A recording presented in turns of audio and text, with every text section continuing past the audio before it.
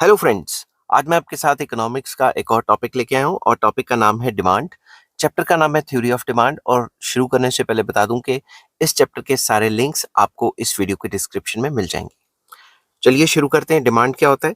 Demand for a commodity refers to the quantities of a commodity which the consumers are willing and able to purchase और buy भी लिख सकते हो at various possible prices during a particular period of time।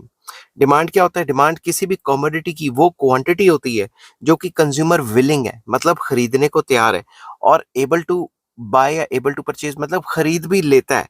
किस पे? किसी भी particular price पे और पर्टिकुलर टाइम पे। समझ की बात? एक पर्टिकुलर टाइम पे आप एक पर्टिकुलर चीज पर्टिकुलर प्राइस पे खरीद लेते हो और आप खरीदना भी चाहते हो, विलिंग भी हो और आपके पास पैसे भी हैं, आप खरीद भी लेते हो, उसको डिमांड कहते हैं। तो डिमांड को और अच्छे से समझने के लिए मैंने कुछ पॉइंट्स लिखे हैं। अगर आप इनसे गो थ्रू हो जाते हैं तो आपको डिमांड के ऊपर पूरी पकड़ बन जाएगी। Following points need to be noted in this definition of demand. In common language, the terms demand and desire are used to convey the same meaning. आम लैंग्वेज में अगर हम देखें, डिमांड और डिजायर को हम एक ही बात करते हैं। आम लैंग्वेज में, आम भाषा में, आम लफ्जों में हम यही कहते हैं कि डिमांड डिजायर एक ही बात है, मगर इकोनॉमिक्स में ऐसा नहीं होता। But in economics, demand for a commodity is not the same thing as desire for it. Demand एक अलग चीज है और डिजायर करना उस चीज की एक अलग चीज है। Desire is just a wishful thinking. Desire का मतलब है सिर्फ आप एक विश कर रहे हो कि काश मुझे ये मिल जाती। समझिए बात?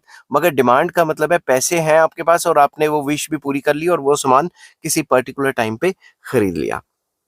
It refers to the idea of having something.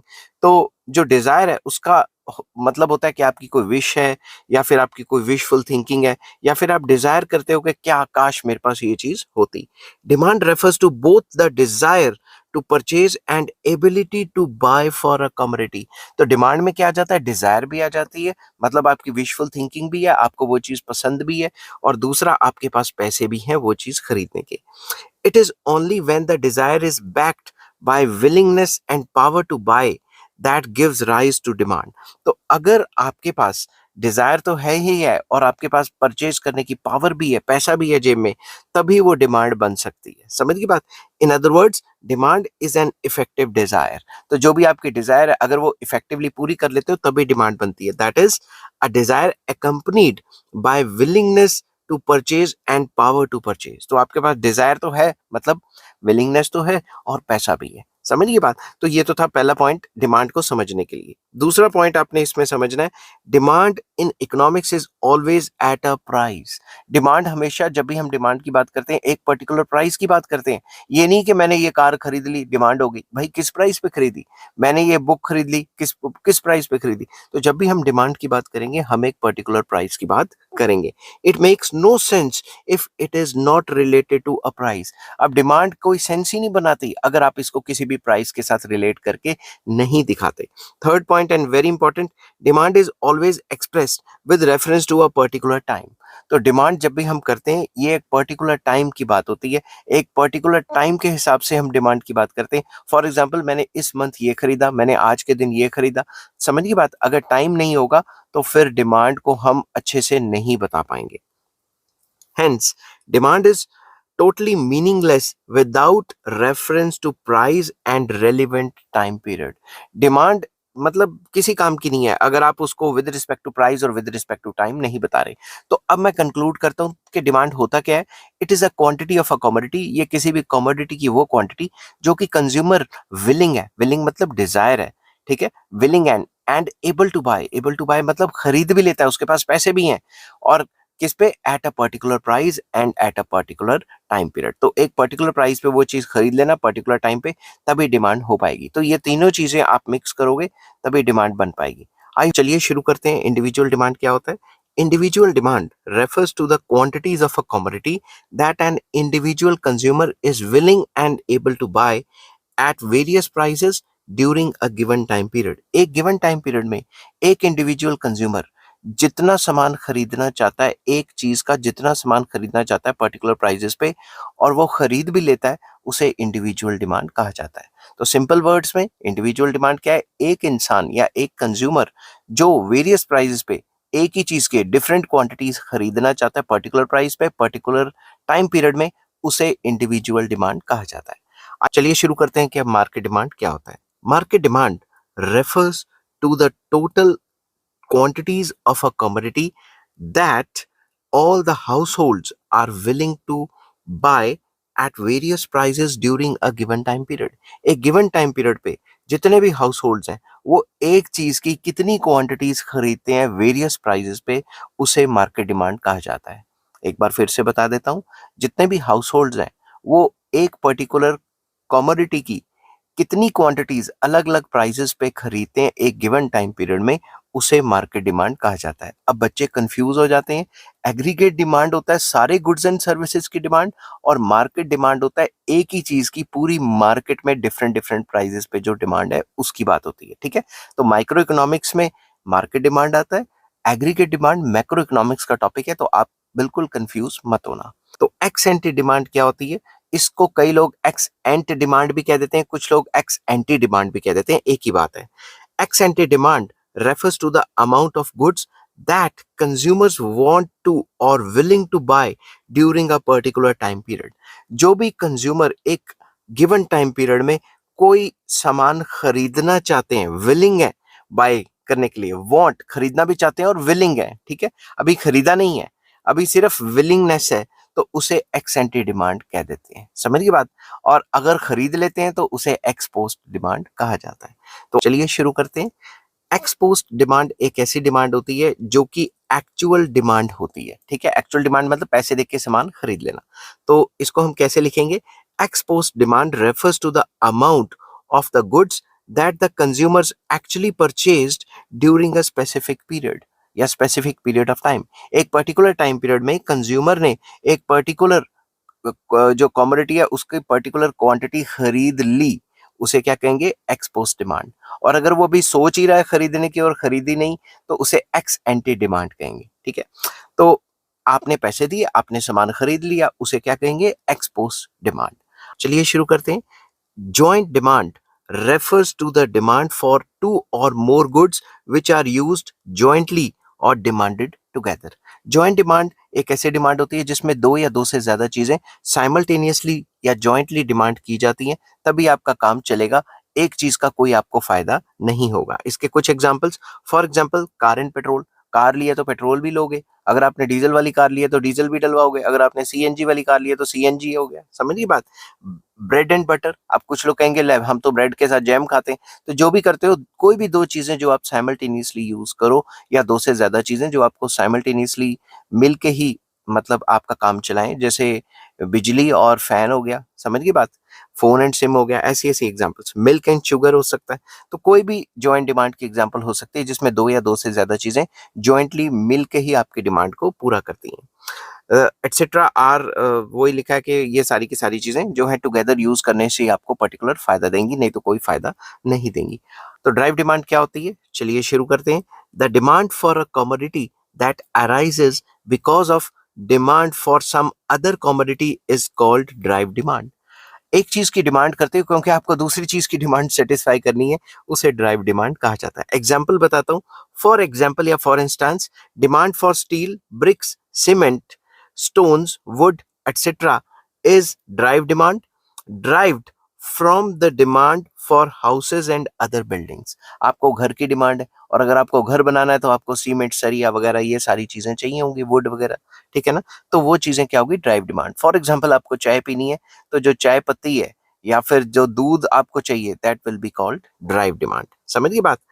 The demand for these goods arises because of the demand for houses and other buildings. जो मैंने अभी ऊपर एग्जांपल दिया, सीमेंट की डिमांड इसलिए थोड़ा ना करते हो सीमेंट कंज्यूम करना है, आप सीमेंट की डिमांड करते हो क्योंकि आपको कोई बिल्डिंग बनानी है, घर बनानी है।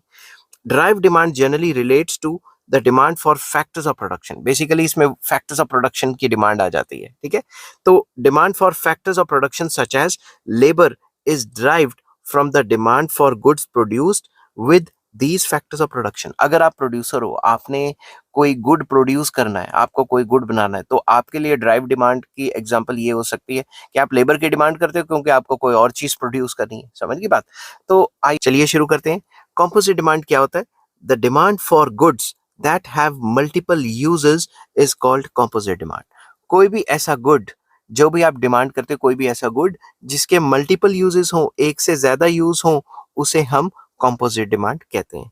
For example, the demand for steel arises from various uses of steel such as steel को हम यूटेंसिल्स के लिए भी यूज कर सकते हैं, बस या ट्रक की बॉडीज के लिए भी यूज कर सकते हैं, रूम के कूलर्स के लिए भी यूज कर सकते हैं, कार्स के लिए भी यूज कर सकते हैं एंड सो ऑन. तो स्टील की डिमांड करते हैं क्योंकि स्टील के मल्टीपल यूजेस हैं. आप कंज्यूमर की एग्जांपल ले लो, मिल्क की डिमांड करते हैं और मिल्क के कई ऑल्टरनेटिव यूजेस हैं. दस अ commodity is said to have composite demand when it can be put to several alternative uses. आपने दूध लिया, आपने दूध वैसे पी लिया, दूध की खीर बना ली, दूध का दही जमा लिया, दूध की दही की आगे लस्सी बना ली, ठीक है, कुछ भी कर सकते हैं. तो मल्टीपल यूजेस वाली चीजों की जो डिमांड होती है उसे कॉम्पोजिट डिमांड कहा जाता है. चलिए शुरू करते हैं अब कि डिटर्मिनेंट्स ऑफ डिमांड क्या होते हैं या फिर फैक्टर्स अफेक्टिंग डिमांड क्या होते हैं. तो आपने जिस हिसाब से पेपर में लिखना है उसी हिसाब से मैंने लिखा हुआ है. The factors that influence the decision of households to purchase a commodity are known as determinants of demand. वो सारे फैक्टर्स जो आपकी डिसीजन को असर करते हैं कि आप सामान खरीदें या ना खरीदें, उनको फैक्टर्स इफेक्टिंग डिमांड या फैक्टर्स इन्फ्लुएंसिंग डिमांड या डिटर्मिनेंट्स ऑफ डिमांड कहा जाता है. Following are some of the factors which influence the demand. Number one, price of the commodity. इसको मैंने कैपिटल पी लिखा हुआ है. तो आपको तो सबसे पहले पता ही है ना कि किसी भी चीज की प्राइस ज्यादा होती है तो आप डिमांड कम करते हो, प्राइस कम होती है तो डिमांड ज्यादा करते हो, अदर थिंग्स बीइंग कांस्टेंट. मतलब अगर सिर्फ प्राइस और डिमांड का रिलेशन देखा जाए तो there is a negative relation between price and demand. अब इसको इंग्लिश में कैसे लिखेंगे, पेपर भी तो भरना है ना आपने, पेज भी तो भरने हैं, तो फिर कैसे लिखेंगे. फर्स्ट पॉइंट मैंने लिखा है, the most important determinant of the demand for a commodity is the own price of the commodity. पहली लाइन तो वही लिख दी इंग्लिश में गोल मोल करके जो मैंने पॉइंट लिखा है कि it is another main factor या it is the main factor. समझ की बात. अब आपने क्या करना है, normally there is an inverse relationship between the price of the commodity and its quantity demanded. Normally जो है प्राइस और डिमांड में क्या होता है, नेगेटिव रिलेशन होता है. मगर कुछ एक्सेप्शनल केसेस भी होते हैं जिसमें प्राइस और डिमांड में नेगेटिव रिलेशन की बजाय पॉजिटिव होता है. उसका अलग से मैं वीडियो बनाऊंगा जिसको कहते हैं हम exceptions to the law of demand. ठीक है, वो भी बताऊंगा.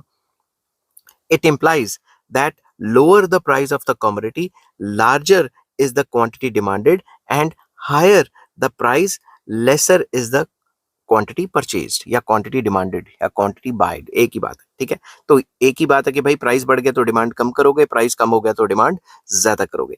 This type of demand is known as price demand, क्योंकि ये प्राइस से सरदार हो रही है. अगर आपकी डिमांड प्राइस से सरदार हो रही है, अगर प्राइस के चेंज होने से आपकी डिमांड में कोई चेंज पड़ रहा है तो उसको प्राइस डिमांड भी कहा जाता है. Thus price demand refers to different quantities of a commodity which are purchased at different prices.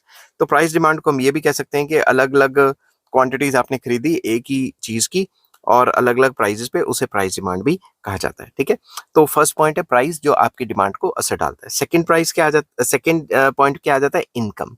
Income को मैंने कैपिटल वाई से डिनोट किया है. तो इनकम भी असर डालती है. कैसे असर डालती है आपको अच्छे से समझना होगा ये.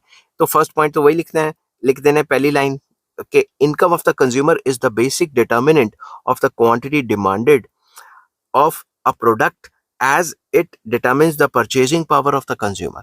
तो इनकम एक इंपॉर्टेंट फैक्टर है जो आपकी डिमांड को असर डालता है, क्योंकि इनकम आपकी परचेजिंग पावर को असर डालती है. परचेजिंग पावर ज्यादा होगी तो ऑब्वियसली आप अच्छी चीज खरीदोगे ना. Generally there is a direct relationship between the income of the consumer and his demand for the product. That is with an increase in income the demand for commodity increases and vice versa. Generally ये माना गया कि जब भी income बढ़ती है तो demand बढ़ती है, इनकम गिरती है तो डिमांड आपकी गिर जाती है. बट किन चीजों की, अब मैं आगे डिस्कस करूंगा किन किन चीजों की करती है, मगर ये नॉर्मल बात है. However, this may not always be true. ये हमेशा ट्रू नहीं रहेगा, इसीलिए हमें विद रिस्पेक्ट टू कमोडिटीज बताना पड़ेगा. While discussing the relationship between income of the consumer and demand for a commodity, we may distinguish between three types of goods. अब तीन अलग अलग टाइप के गुड्स हैं जिसमें इनकम के साथ अलग अलग रिलेशन बनता है. ठीक है, सबसे पहला आ जाता है नॉर्मल गुड्स. ठीक है, अब अगर आपने सिंपल लैंग्वेज में आपने लिखना है नॉर्मल गुड्स क्या होते हैं, तो मैं आपको इंग्लिश में बता रहा हूँ कि नॉर्मल गुड्स वो गुड्स होते हैं in which, ध्यान से समझना, normal goods are those goods in which price effect is negative मतलब प्राइस के बढ़ने से नॉर्मल गुड्स की डिमांड कम हो जाती है और प्राइस के गिरने से नॉर्मल गुड्स की डिमांड बढ़ जाती है।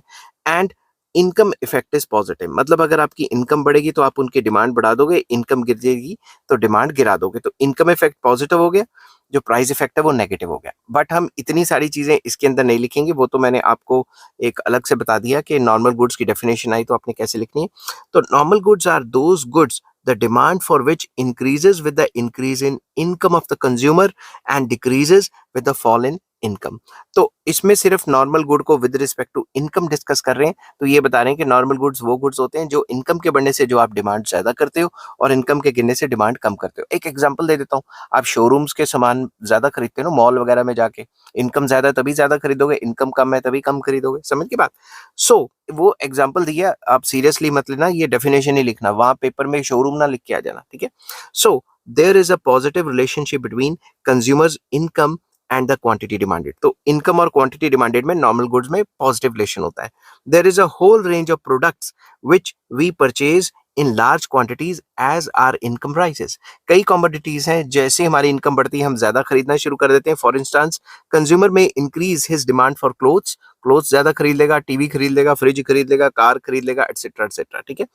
As a matter of fact, all articles of comforts and luxuries, that is, goods which make our life more comfortable and enjoyable, belong to this category of normal goods। वो सारी चीजें जो हमारी जिंदगी को आसान बनाती हैं, कंफर्टेबल बनाती हैं, लग्जूरियस बना देती हैं, वो सारी चीजें इन टाइप के गुड्स में आ जाती हैं।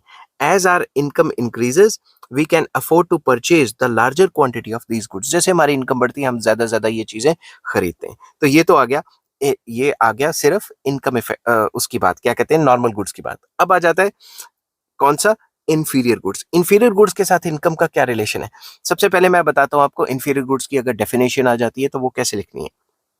आपने क्या है, inferior goods are those goods in which price effect, जो प्राइस इफेक्ट होता है वो क्या होता है, प्राइस इफेक्ट इज नेगेटिव। मतलब अगर इंफीरियर गुड सस्ते हुए तो आप इंफीरियर गुड की डिमांड बढ़ाओगे, अगर इंफीरियर गुड महंगे हुए तो आप इनकी डिमांड नहीं बढ़ाओगे। इंफीरियर गुड का जो प्राइस इफेक्ट होता है वो नेगेटिव होता है।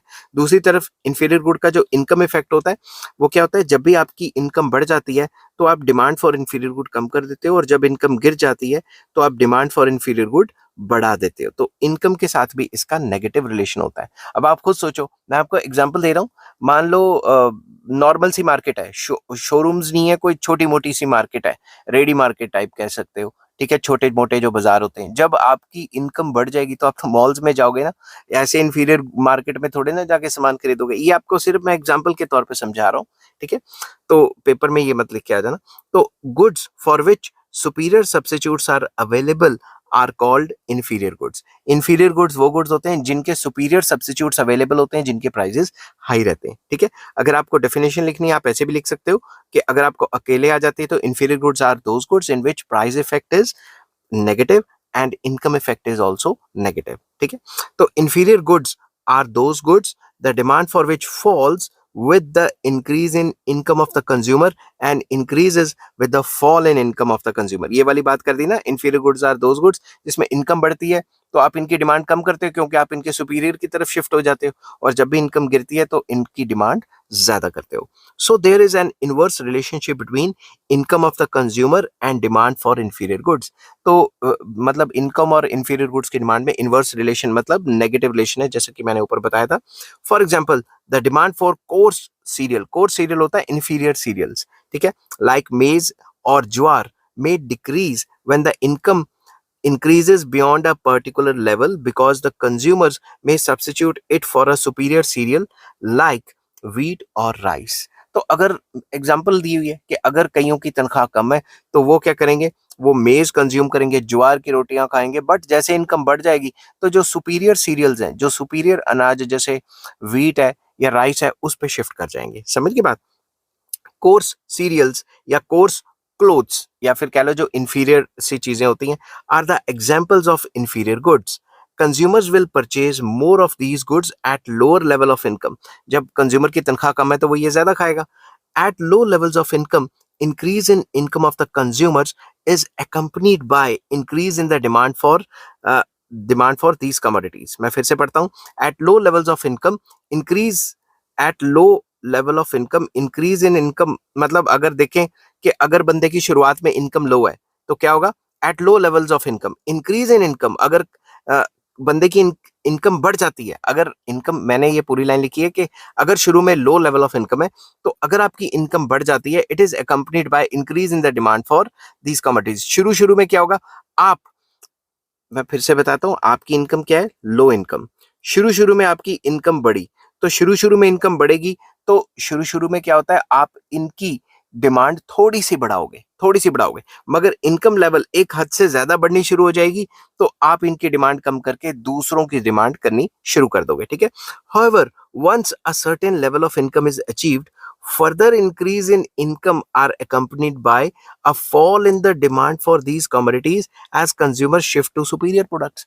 अगर आपकी मान लो 1000 रुपए तनख्वाह है, 1000 से 1100 हुए तो आपको इतना फर्क नहीं पड़ेगा, मगर अगर 2000 से ऊपर चलेगी तो आप क्या करोगे, आप सुपीरियर चीजें कंज्यूम करनी शुरू कर दोगे। मैं 1000 2000 की एग्जांपल ले रहा हूँ, आप ये मत सोचना कि 1000 2000 में कुछ आता है, नहीं आता, समझ गई बात। नेक्स्ट आ जाता है इनएक्सपेंसिव नेसेसिटीज। इनएक्सपेंसिव नेसेसिटीज के साथ इनकम का क्या रिलेशन है वो डिस्कस करेंगे।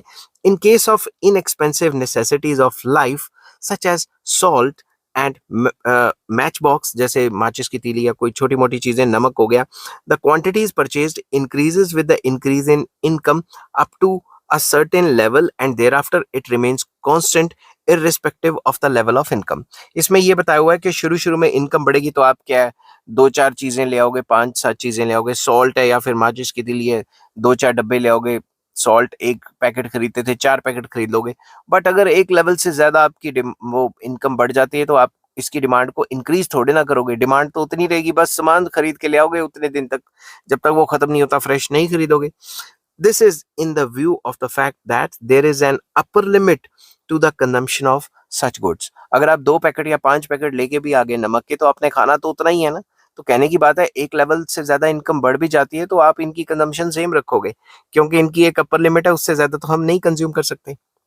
अब this functional relationship between the demand for a commodity and the level of income is known as income demand। ये जो 3 पॉइंट्स मैंने अभी आपको बताए, ये इनकम के साथ गुड्स के रिलेशन है ना, तो जब भी इनकम और गुड्स का डिमांड का रिलेशन जो होता है उसे इनकम डिमांड कहा जाता है। The income demand shows how much quantity of a commodity a consumer will by at different levels of income. तो इनकम डिमांड हमें ये बताती है कि डिफरेंट लेवल्स ऑफ इनकम पे कितना कितना सामान खरीदा जाएगा, समझ गई बात। तो जो सेकंड पॉइंट है वो था इनकम। थर्ड पॉइंट आ जाता है टेस्ट एंड प्रेफरेंसेस। तो ये कैसे असर डालता है, the level of demand is influenced also by the taste and preferences of the consumer. तो पहली लाइन तो वही लिख दी कि भाई टेस्ट एंड प्रेफरेंस असर डालता है। Taste and preferences depends upon social customs, जो आपके जो कस्टम्स है, हैबिट ऑफ द कंज्यूमर क्या है, फैशन क्या है, जनरल लाइफस्टाइल क्या है हमारा, एडवर्टाइजमेंट कैसी चल रही है टीवी वगैरह पे या इंटरनेट पे, न्यू इन्वेंशंस कैसी हो रही हैं, एटसेट्रा एटसेट्रा। ये सारी चीजें जो है हमारे जो टेस्ट एंड प्रेफरेंस है उसको असर डालती हैं। इसमें ऐड भी कर सकते हो, वेदर भी असर डालता है, ठीक है। तो उसके बाद आ जाता है some of these factors like fashion keep on changing leading to change in consumers taste and preference. इसमें जो फैशन है वो लगातार चेंज होता रहता है, उससे हमारे टेस्ट एंड प्रेफरेंस चेंज होते रहते हैं। As a result the demand for different goods changes. तो टेस्ट, फैशन के टेस्ट होने से या टेस्ट एंड प्रेफरेंस के चेंज होने से आपका जो डिमांड है वो भी चेंज होता रहता है।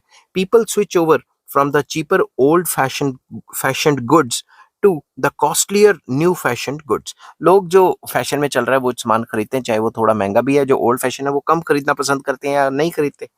Increased demand for the smart designer clothes is an example of such या of such change in taste या change in taste लिख सकते हो। तो सिंपल वर्ड्स में जैसे जैसे नए डिजाइनर क्लोथ्स आते हैं, नई नई टाइप की जीन्स आती हैं, वो महंगी है हम फिर भी खरीद लेते हैं, ये एक एग्जांपल होगी। The physical fitness craze leading to an increase in the demand for gym is another example. जैसे आजकल ट्रेंड चला हुआ है जिम जाना है, ठीक है ना, तो जिम जाने का क्रेज जैसे जैसे हर एक का टेस्ट एंड प्रेफरेंस उसकी तरफ हुआ पड़ा है, साल साल की फीस भर देते हैं और फिर जाते नहीं है, समझ गई बात। नेक्स्ट पॉइंट आ जाता है प्राइसेस ऑफ रिलेटेड गुड्स, जिसको मैंने पीआर से डिनोट किया गया है। The demand for the commodity is also affected by the price of related goods as well. तो जो हमारी डिमांड है वो रिलेटेड गुड्स के प्राइस से भी असरदार होती है। रिलेटेड गुड्स वो गुड्स जो हमारे गुड के साथ रिलेट करते हैं, लाइक सब्स्टिट्यूट, कॉम्प्लीमेंट्री, वो क्या होते हैं उनको मैं नीचे एक्सप्लेन कर रहा हूँ सब हेडिंग्स पे।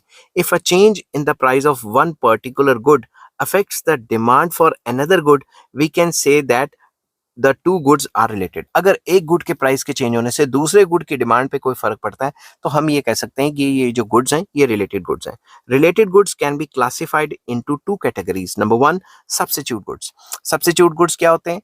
वो गुड्स जो जो एक दूसरे की जगह पे इस्तेमाल हो सकते हैं, like Pepsi and Coke, tea and coffee. समझ गई बात? तो इसको इंग्लिश में कैसे लिखेंगे?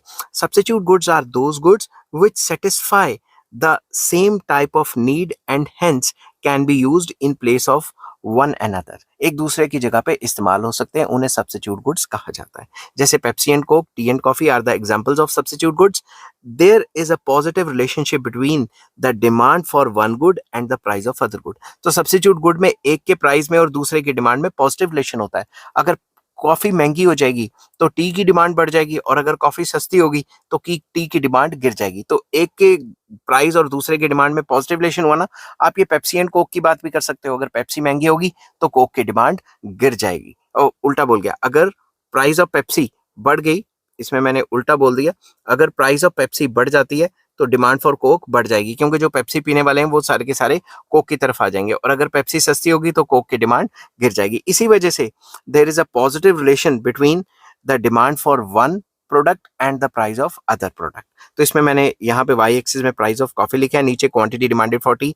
तो ये जो डिमांड का ये अपवर्ड स्लोपिंग है, पॉजिटिव स्लोप है, जो हमें बता रही है अगर प्राइस मान लो इतना है, डिमांड इतना है, अगर प्राइस ऑफ कॉफी बढ़ जाता है तो डिमांड फॉर टी बढ़ जाएगी। There is a positive relation. समझ गई बात? तो जब भी पॉजिटिव रिलेशन होगा डिमांड कर्व अपवर्ड स्लोपिंग ही बनेगी। अपवर्ड स्लोप ही दिखाती है कि there is a positive relation. समझ गई बात?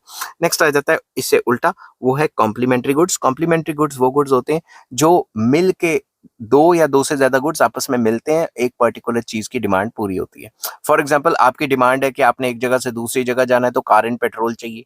ठीक है, आपको गर्मी लग रही है, बिजली और फैन। समझ की बात? आपने कम्युनिकेट करना है तो आपको लिए फोन और सिम चाहिए। ठीक है, अब आप ये ना कहना कि आजकल तो ई सिम आने शुरू हो गए। ठीक है, कनेक्शन तो लेना ही पड़ेगा ना फिर भी।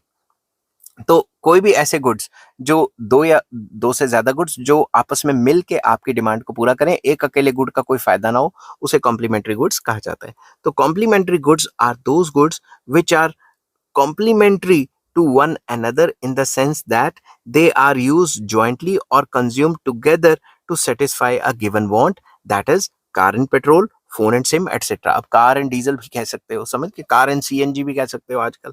तो दो चीजें आपस में मिलेंगी और आपकी डिमांड पूरी होगी, तो उनको कॉम्प्लीमेंट्री गुड्स कहा जाता है। There is an inverse relationship, उल्टा रिलेशनशिप है, नेगेटिव रिलेशनशिप है between the demand for a good and the price of its complement. मतलब एक के प्राइस और दूसरे की डिमांड में नेगेटिव रिलेशन है। अगर पेट्रोल का प्राइस बढ़ गया तो पेट्रोल कार की डिमांड गिर जाएगी ना। आप कोई सीएनजी कार वगैरह खरीदना शुरू कर दोगे। आजकल तो डीजल खरीदने को कह नहीं सकता क्योंकि सरकार बैन लगाई जा रही है। और अगर पेट्रोल सस्ता हो गया, जब भी पेट्रोल सस्ता होगा तो जो डिमांड फॉर पेट्रोल कार्स है वो बढ़ जाएगी।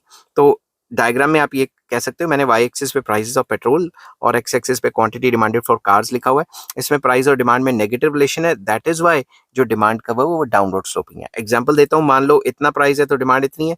अगर पेट्रोल सस्ता हो जाएगा तो जो पेट्रोल कार्स है उनकी डिमांड बढ़ जाएगी। समझ की बात? तो इसके बाद इस पॉइंट को कंक्लूड करते हैं। The way demand for one product is affected by a change in the price of another product is known as cross demand और क्रॉस प्राइस इफेक्ट। एक गुड के प्राइस के चेंज होने से दूसरे गुड की डिमांड जिस हिसाब से हिल रही है, इसको हम क्रॉस डिमांड कहते हैं या क्रॉस प्राइस इफेक्ट कहा जाता है। The cross demand shows the functional relation between the price of a commodity and the demand for some other related commodity। तो क्रॉस डिमांड हमें ये बताती है कि एक चीज के प्राइस के चेंज होने से दूसरे जो गुड के डिमांड में क्या फर्क पड़ेगा।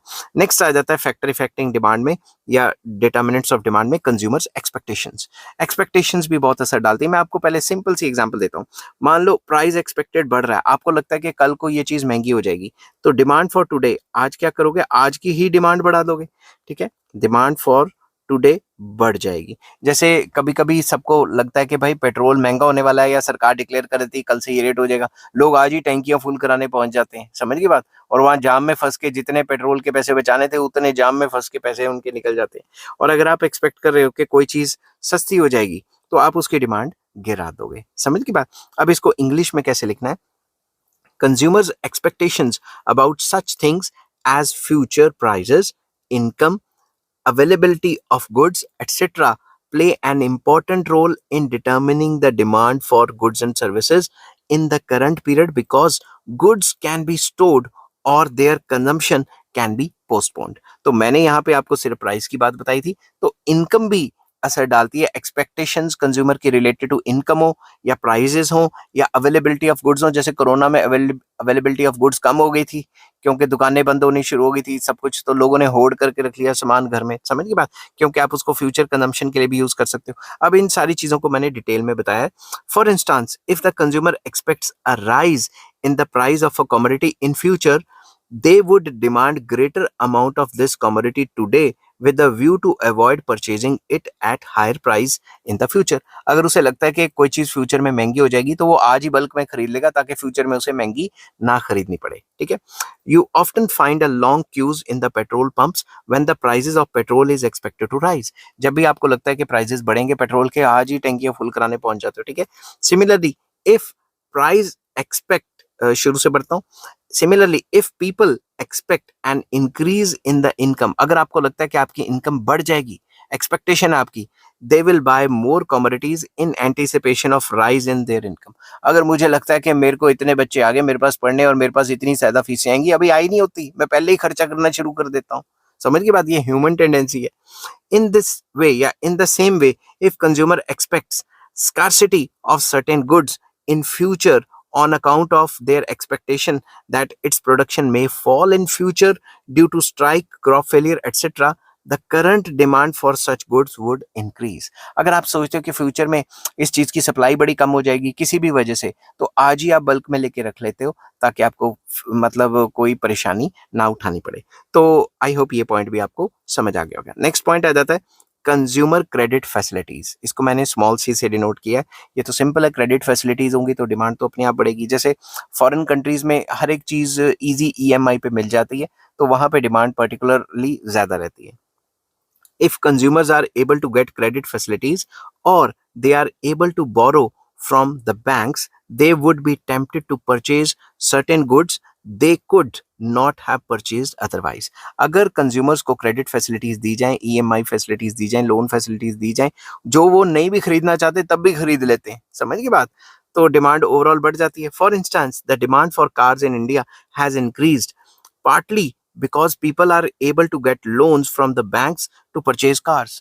अब आपने कोई भी अकाउंट खुलाया हुआ है, तो अगर आपके अकाउंट में अच्छे खासे पैसे पड़े रहते हैं तो आपको फोन कर करके कहेंगे सर जी आपका वो क्या कहते हैं लोन पास हो गया है, आपका लोन पास हो जाएगा 1 मिनट में, 5 मिनट में कर देंगे, कोई कागजी पैसे भी नहीं लेंगे, कोई चार्जेस नहीं लेंगे, आप लोन ले लो, लोन ले लो, समझ की बात। तो एकदम से अगर आपको लोन्स की फैसिलिटी मिलनी शुरू हो जाएगी तो कार के लिए मिलनी शुरू हो जाएगी, तो कार की डिमांड तो बढ़ेगी ना। Credit facilities mostly affect the demand for expensive durable goods. तो credit facilities expensive durable goods की डिमांड को बढ़ावा देती है, ठीक है। कोई ऐसी चीज को बढ़ावा नहीं देती जो आपने वन टाइम कंज्यूम करके खा लिया। अब आप पेस्ट्री खा रहे हो तो वो ईएमआई पे थोड़ी ना लोगे, समझ की बात। कार्स की डिमांड, फ्रिज की डिमांड, बड़े बड़े जो एलईडी टीवीज जो चल रहे हैं 60-70 इंच के, उनकी डिमांड, ऐसी ऐसी चीजों की डिमांड बढ़ जाती है, घर की डिमांड बढ़ जाती है, समझ की बात। नेक्स्ट आ जाता है डेमोन्स्ट्रेशन इफेक्ट। इसको मैंने डीई से डिनोट किया, बहुत मजेदार पॉइंट है ये। Demonstration effect plays an important role in affecting the demand for a commodity. Demonstration effect क्या है? जब हम अपने से हाई लेवल के बंदों की कॉपी करने की कोशिश करते हैं कि भाई विराट कोहली ने ये जूता पहना है, मुझे भी यही पहनना है, भाई फलां फलां एक्ट्रेसेस ने ये वाला सूट पहनना है, मुझे भी यही वाला पहनना है, उसने ये फोन रखा है, मुझे भी यही फोन लेना है। Demonstration effect refers to the tendency of a person to emulate the consumption style of other persons, such as his friends, neighbors, or any rich person. For instance, the demand for luxury cars and expensive mobile sets has increased in the recent years, partly because of his desire of the people to follow the consumption style of others। Simple words में लोग चाहते हैं कि हम किसी और बड़े बंदे को या सेलिब्रिटी को कॉपी करें, उनके चक्कर में सॉरी उनके चक्कर में जो लग्जरी आइटम्स हैं या फिर लग्जरी फोन्स हैं उनकी डिमांड लगातार बढ़ती जा रही है। नेक्स्ट पॉइंट आ जाता है size and composition of population. Very important. Market demand, इसमें मार्केट डिमांड की बात आ गई, ठीक है, वो इंडिविजुअल डिमांड चल रही थी। Market demand for a commodity depends on the size and composition of population. जो ओवरऑल मार्केट में डिमांड होती है वो size and composition of population पे भी डिपेंड होती है। साइज पॉपुलेशन मतलब कितने नंबर ऑफ पीपल है, कितनी पॉपुलेशन है टोटल। कंपोजिशन मतलब कितने मेल कितने फीमेल या कितने, इस टाइप की बात है, वो मैं आगे बताऊंगा आपको। तो the population size of a country determines the number of consumers. ठीक है, पॉपुलेशन साइज का मतलब है टोटल कंज्यूमर्स कितने हैं, टोटल बंदे कितने हैं। The larger the population larger is likely to be the number of consumers. Population ज्यादा होगी, कंज्यूमर्स भी ज्यादा होंगे। And increase in the size of population will increase the demand for a commodity by increasing the number of consumers and vice versa. जैसे जैसे population बढ़ेगी, consumers बढ़ेंगे, demand बढ़ेगी। Composition of population also affects the demand. Composition of population वो भी effect करती है demand को। कैसे?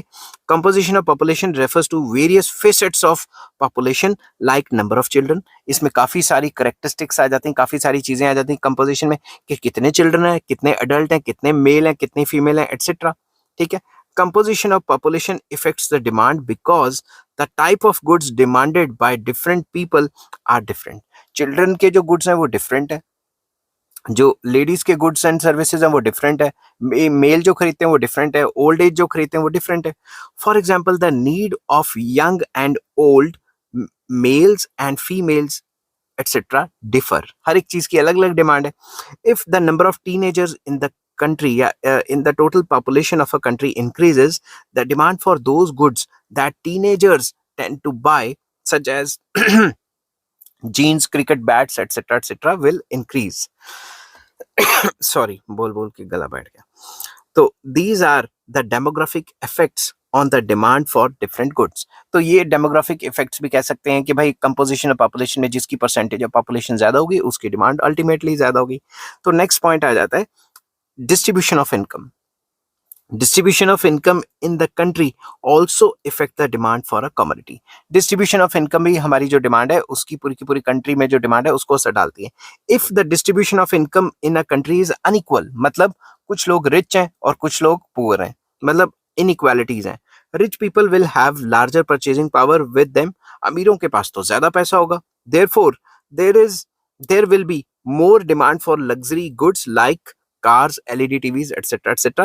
On the other hand, if the income is evenly distributed, अगर इक्वल डिस्ट्रीब्यूशन है, सबके पास बराबर बराबर पैसा है, थोड़ा बहुत ऊपर नीचे है, there will be less demand for luxuries and more demand for essential goods और नेसेसिटीज। सबके पास बराबर पैसा है तो इसेंशियल गुड्स या नेसेसिटीज की डिमांड ज्यादा होगी।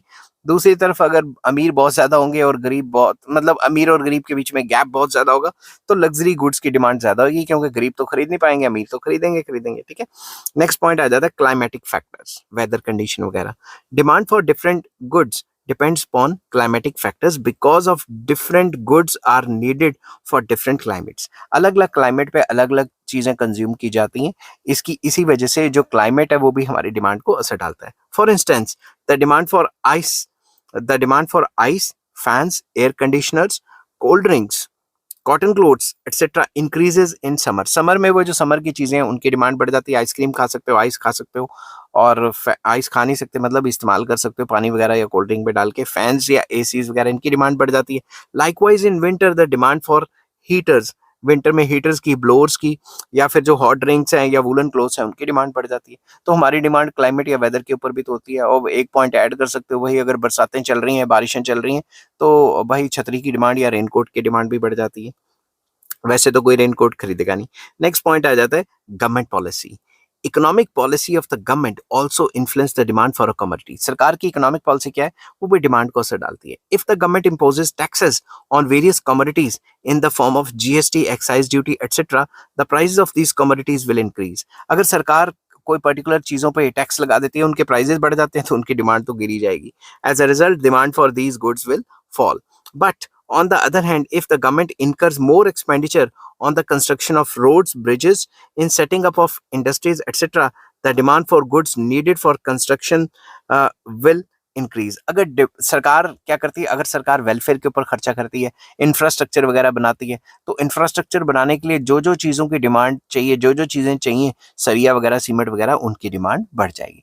इसीलिए जब भी क्या कहते हैं सरकार अनाउंस करती है कि मैं इतना इंफ्रास्ट्रक्चर बनाऊंगी, इतने करोड़ खर्च करूंगी, उतने करोड़, तो जो भी सीमेंट और ये जो इंफ्रास्ट्रक्चर के जो रॉ मटेरियल्स वगैरह होते हैं, इन कंपनियों को टेंडर देती है, तो उनके शेयर के प्राइस भाग जाते हैं, क्योंकि उनको पैसा मिलता है। समझ की बात?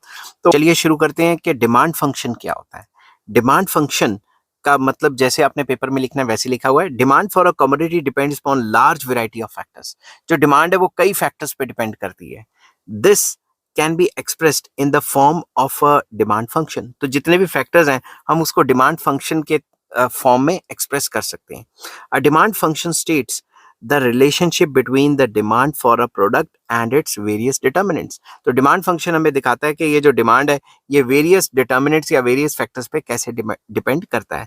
It gives functional relationship that is cause and effect relationship between the demand for a commodity and various factors affecting demand. तो हमें ये बताता है कि demand for a commodity and factors affecting demand कौन कौन से, उनके बीच में फंक्शनल रिलेशन बताता है।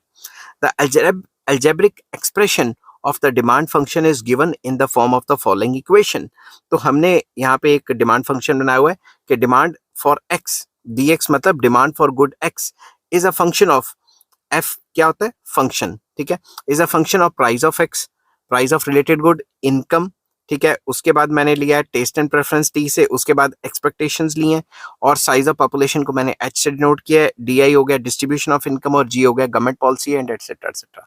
तो मैंने ये नीचे इनकी शॉर्ट फॉर्म्स बताई हुई हैं कि डी एक्स होता है डिमांड फॉर एक्स, एफ क्या है, it shows the functional relationship between the demand for commodity X या good X and the factors affecting demand.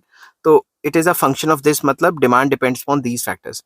P X लिया हुआ है price of X good, P R लिया हुआ प्राइस ऑफ रिलेटेड गुड्स जिसमें substitute complementary goods आ जाते हैं, वाई हो गया इनकम, टी हो गया टेस्ट एंड प्रेफरेंस, ई हो गया एक्सपेक्टेशंस, एच हो गया size of population and D I distribution of income and G government policy. अब ये सारे फैक्टर्स मैंने पिछली वीडियो में एक्सप्लेन किए हैं जिसका लिंक आपको इस डिस्क्रिप्शन में मिल जाएगा। वीडियो का नाम है फैक्टर्स इफेक्टिंग डिमांड या डिटर्मिनेंट्स ऑफ डिमांड। तो कैसे कैसे ऐसे डालते हैं, यहाँ पे मैंने सिर्फ ये बताना था कि डिमांड फंक्शन कैसे होता है, ठीक है। Above equation is called demand function. It is a shorthand way of saying that quantity demanded depends on various determinants. ये एक shorthand या shortcut तरीका है जिसमें हम बता सकते हैं कि जो डिमांड है ये इन फैक्टर्स पे डिपेंड करती है। It is another way of saying that the quantity demanded of a commodity, which commodity, मैंने यहाँ फुल स्टॉप लगा दिया, रुको 2 minute. Quantity demanded of a commodity which is on the left side, ये जो है लेफ्ट साइड पे, ये जो राइट साइड पे चीजें हैं वो उन पे कैसे डिपेंड करती है, depends upon the variables listed on the right hand side. In this demand function dx is treated age dependent variable. ये जो dx है डिमांड, इस डिमांड फंक्शन में ये डिपेंडेंट वेरिएबल है और ये जो सारे वेरिएबल्स दिए हुए हैं ये इंडिपेंडेंट वेरिएबल्स हैं, ठीक है। And all the factors on the right hand side are treated as independent variable. समझ की बात। तो अगर आपको हल्का सा फंक्शन के बारे में पता है तो लेफ्ट हैंड साइड को हम डिपेंडेंट वेरिएबल कहते हैं और राइट हैंड साइड को हम इंडिपेंडेंट वेरिएबल्स कहते हैं। तो ये शॉर्ट में क्वेश्चन था, इसको समझने के लिए आपको पिछली वीडियो देखनी पड़ेगी जिसका लिंक आपको डिस्क्रिप्शन में मिल जाएगा और उस टॉपिक का नाम होगा फैक्टर इफेक्टिंग डिमांड। तो लॉ ऑफ डिमांड क्या होता है, चलिए शुरू करते हैं।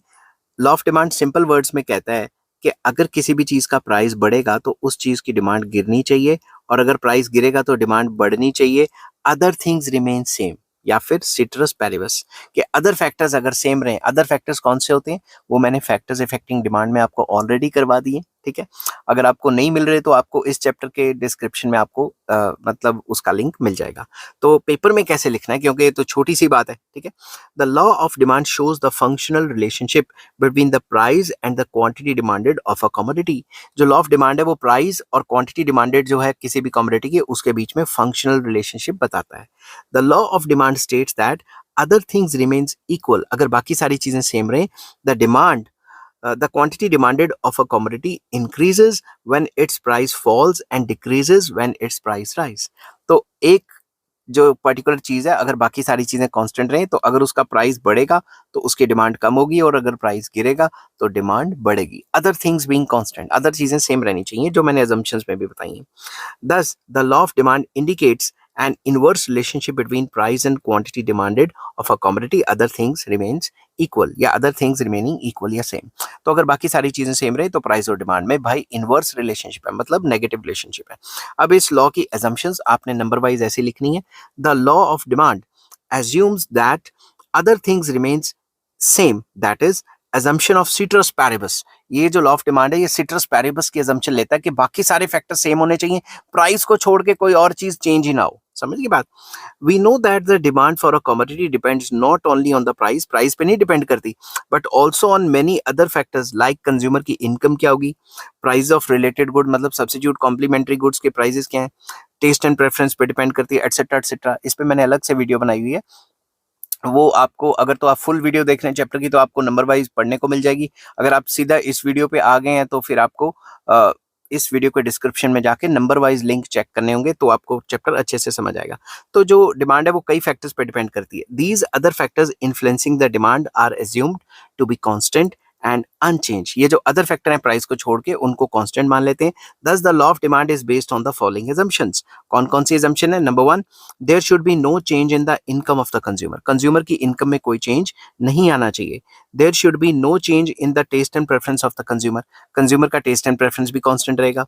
Price of related goods remains या शुड रिमेन अनचेंज, मतलब सब्स्टिट्यूट कॉम्प्लीमेंट्री गुड्स के प्राइस भी चेंज नहीं होने चाहिए। The commodity should be a normal commodity, कोई वो नहीं होनी चाहिए गिफन गुड टाइप, समझ गई बात? नॉर्मल गुड होना चाहिए। Size of population and age composition वगैरह वो कांस्टेंट रहनी चाहिए। एंड डिस्ट्रीब्यूशन ऑफ इनकम भी कोई चेंज नहीं होनी चाहिए, जैसी है वैसी रहे। देयर इज नो एक्सपेक्टेशन, आपको कोई एक्सपेक्टेशंस ना हो फ्यूचर के रिलेटेड, ठीक है? तो अब हेडिंग बनाओगे एक्सप्लेनेशन ऑफ लॉ। अब अगर आपको लॉन्ग क्वेश्चन आता है तो आपको इसी हिसाब से लिखना है, समझ की बात? क्योंकि पेज तो भरने हैं ना अपने। The law of demand can be illustrated numerically through the demand schedule and demand curve. तो लॉ ऑफ डिमांड को हम न्यूमेरिकली एक्सप्लेन करने की कोशिश करेंगे डिमांड के टेबल से, जिसको डिमांड शेड्यूल कहा गया है, और डिमांड की कर्व से। तो फर्स्ट मैंने हेडिंग बना ली है डिमांड शेड्यूल। तो डिमांड शेड्यूल क्या होता है उसके ऊपर भी मैंने 2 लाइनें लिखी हैं। सिंपल वर्ड में एक टेबल होता है जो आपको बताता है इतने इतने प्राइस पे आप इतना इतना सामान डिमांड करते हो या खरीदते हो। The demand schedule is one way of showing the relationship between the price of the commodity and its quantity demanded। तो ये भी एक तरीका है, ये एक शेड्यूल है, टेबल है जो आपको बताता है प्राइस और डिमांड में कैसे कैसे रिलेशन है। The demand schedule is a tabular statement, ये एक टेबल की फॉर्म में स्टेटमेंट है that shows different quantities of a commodity that would be demanded at different prices during a given time period। एक गिवन टाइम पीरियड में अगर आप given time period में अलग अलग प्राइस पे अलग अलग सामान क्या खरीदते हो उसको दिखाता है demand schedule. Demand schedule is of 2 types, namely number 1 individual demand schedule और दूसरा मार्केट। तो पहले इंडिविजुअल को डिस्कस करते हैं। Individual demand schedule is the table which shows various quantities of a commodity which that would be purchased at different prices by an individual household or consumer during a given time period। एक given time period में एक individual consumer कितने कितने prices पे कितना कितना सामान खरीदेगा, उस टेबल को जो चीज दिखाती है उसे इंडिविजुअल डिमांड शेड्यूल कहा जाता है। तो अब इस टेबल की 2-4 लाइनें लिख लेते हैं। The table shows a hypothetical demand schedule for apples. Basically table show करता है कि टेबल है एप्पल का कि कितने कितने प्राइसेस हैं एप्पल के और कितना कितना केजी डिमांड होती है। It shows that the quantity demanded या quantity of apples that a household would demand at 4 different prices. ये 4 डिफरेंट प्राइसेस हैं, 100, 97, 80, 70, उस पे कंज्यूमर कितना कितना खरीद सकता है।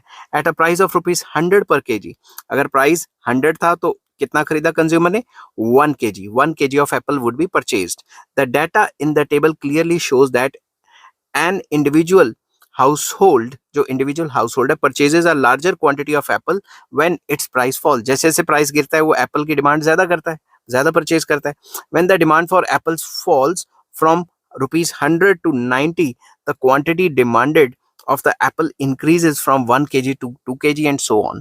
तो ये यही चीज बता रहा है ना कि जैसे जैसे प्राइस गिर रहा है वैसे वैसे डिमांड बढ़ रही है। तो ये क्या हुआ? लॉ ऑफ डिमांड ही तो हुआ। तो इंडिविजुअल के टेबल में शो कर दिया। अब हम मार्केट डिमांड शेड्यूल में इसको शो करेंगे। तो मार्केट डिमांड शेड्यूल क्या होता है कि पूरी मार्केट में सारे के सारे कंज्यूमर, जितने भी कंज्यूमर्स हैं, वो एक चीज को मार्केट में अलग अलग प्राइसेस पे कितना खरीदते हैं, ठीक है? The market demand schedule is a table that shows various quantities of a commodity that all buyers या consumers are willing to purchase at different prices during a given time period। एक given time period में अलग अलग buyers, मैंने 2 example लिए हैं, मान लो A buyer है, B बायर है, 2 बायर है, ये अलग अलग प्राइसेस पे कितना खरीदते हैं। ये तो एक अकेले की तो इंडिविजुअल डिमांड होगी और मार्केट डिमांड होगी इन दोनों का टोटल। जैसे 1 kg इन्होंने खरीदा, 2 kg इन्होंने खरीदा, टोटल मार्केट डिमांड कितनी होगी? 3 kg। तो इसको इंग्लिश में किस तरीके से लिखेंगे, क्योंकि पेपर में तो भाई लिखना ही पड़ेगा। It shows the aggregate demand of all the consumers at different prices of a particular commodity during a given time period. एक गिवन टाइम पीरियड में दोनों के दोनों कंज्यूमर या जितने भी कंज्यूमर आप ले रहे हो उनकी डिमांड एक पर्टिकुलर प्राइस पे जितनी भी है उसको टोटल कर देंगे तो मार्केट डिमांड बन जाएगी।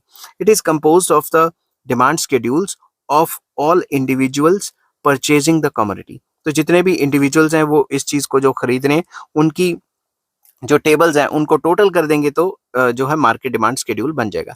It can be obtained by adding up the quantities purchased at different prices by all the households in the market. वही बात दोबारा दोबारा कि एक पर्टिकुलर प्राइस पे कितना कितना सामान खरीदें उसको टोटल कर लेंगे तो वो मार्केट डिमांड बता देगी। ठीक है, अब आ जाते हैं इसकी एक्सप्लेनेशन पे। Let us assume that A and B are the only consumers buying the apples in the market. हम एज्यूम कर लेते हैं ए और बी, आप सी भी डाल सकते हो। Market demand schedule is obtained by adding the demand of consumer A and B at different prices. A और बी के जो डिफरेंट प्राइसेस हैं उसको टोटल करेंगे तभी तो मार्केट डिमांड आएगी। ठीक है, assuming that there are only two consumers of apples, last column gives the market demand schedule which is merely the sum of the amounts of the demand by the consumers A and B in the second and the third column respectively at different prices shown in the first column। तो ये जो है first column में prices दिए हुए हैं, जो second column में उसमें हमें बता रहा है कि ए ने कितना सामान खरीदा इन प्राइजेस पे। ये जो थर्ड कॉलम है ये बता रहा है कि भाई बी ने कितना जो है सामान खरीदा। समझ गई बात, बी ने कितना सामान खरीदा। और ये जो टोटल है ये हो गया कि दोनों का टोटल पर्टिकुलर प्राइजेस पे पर्टिकुलर टाइम पीरियड पे दोनों ने टोटल करके कितना खरीदा। तो इसको थोड़ा सा इंग्लिश में लिखेंगे हम। At price 100 the market demand is 3 kg, that is 1 kg by consumer A and 2 kg by consumer B।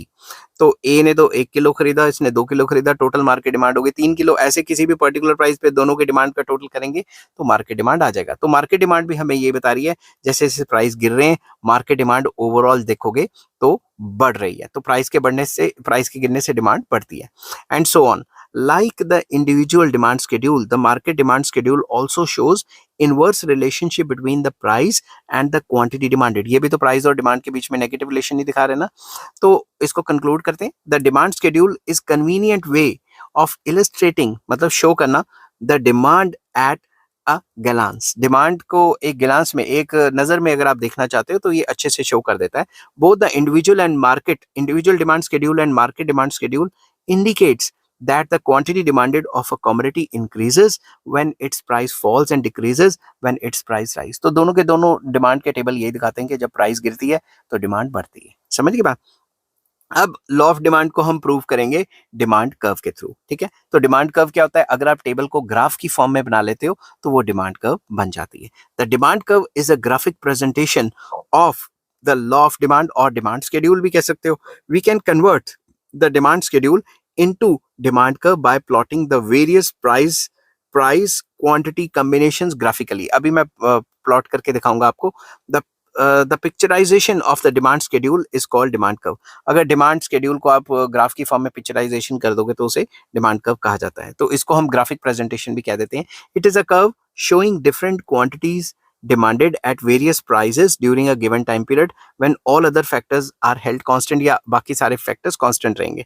तो ये भी हमें जो डिमांड कर्व है बताती है प्राइस और डिमांड में क्या रिलेशन है, तो अगर बाकी सारे फैक्टर्स को कांस्टेंट कर दे। डिमांड कर्व भी फर्दर 2 टाइप्स की होती है। तो फर्स्ट टाइप आ जाता है individual demand curve. Individual demand curve क्या होती है, एक इंडिविजुअल कंज्यूमर की बताती है डिमांड को कि कितने कितने प्राइसेस पे ये बंदा कितना कितना सामान खरीदेगा in a given time period.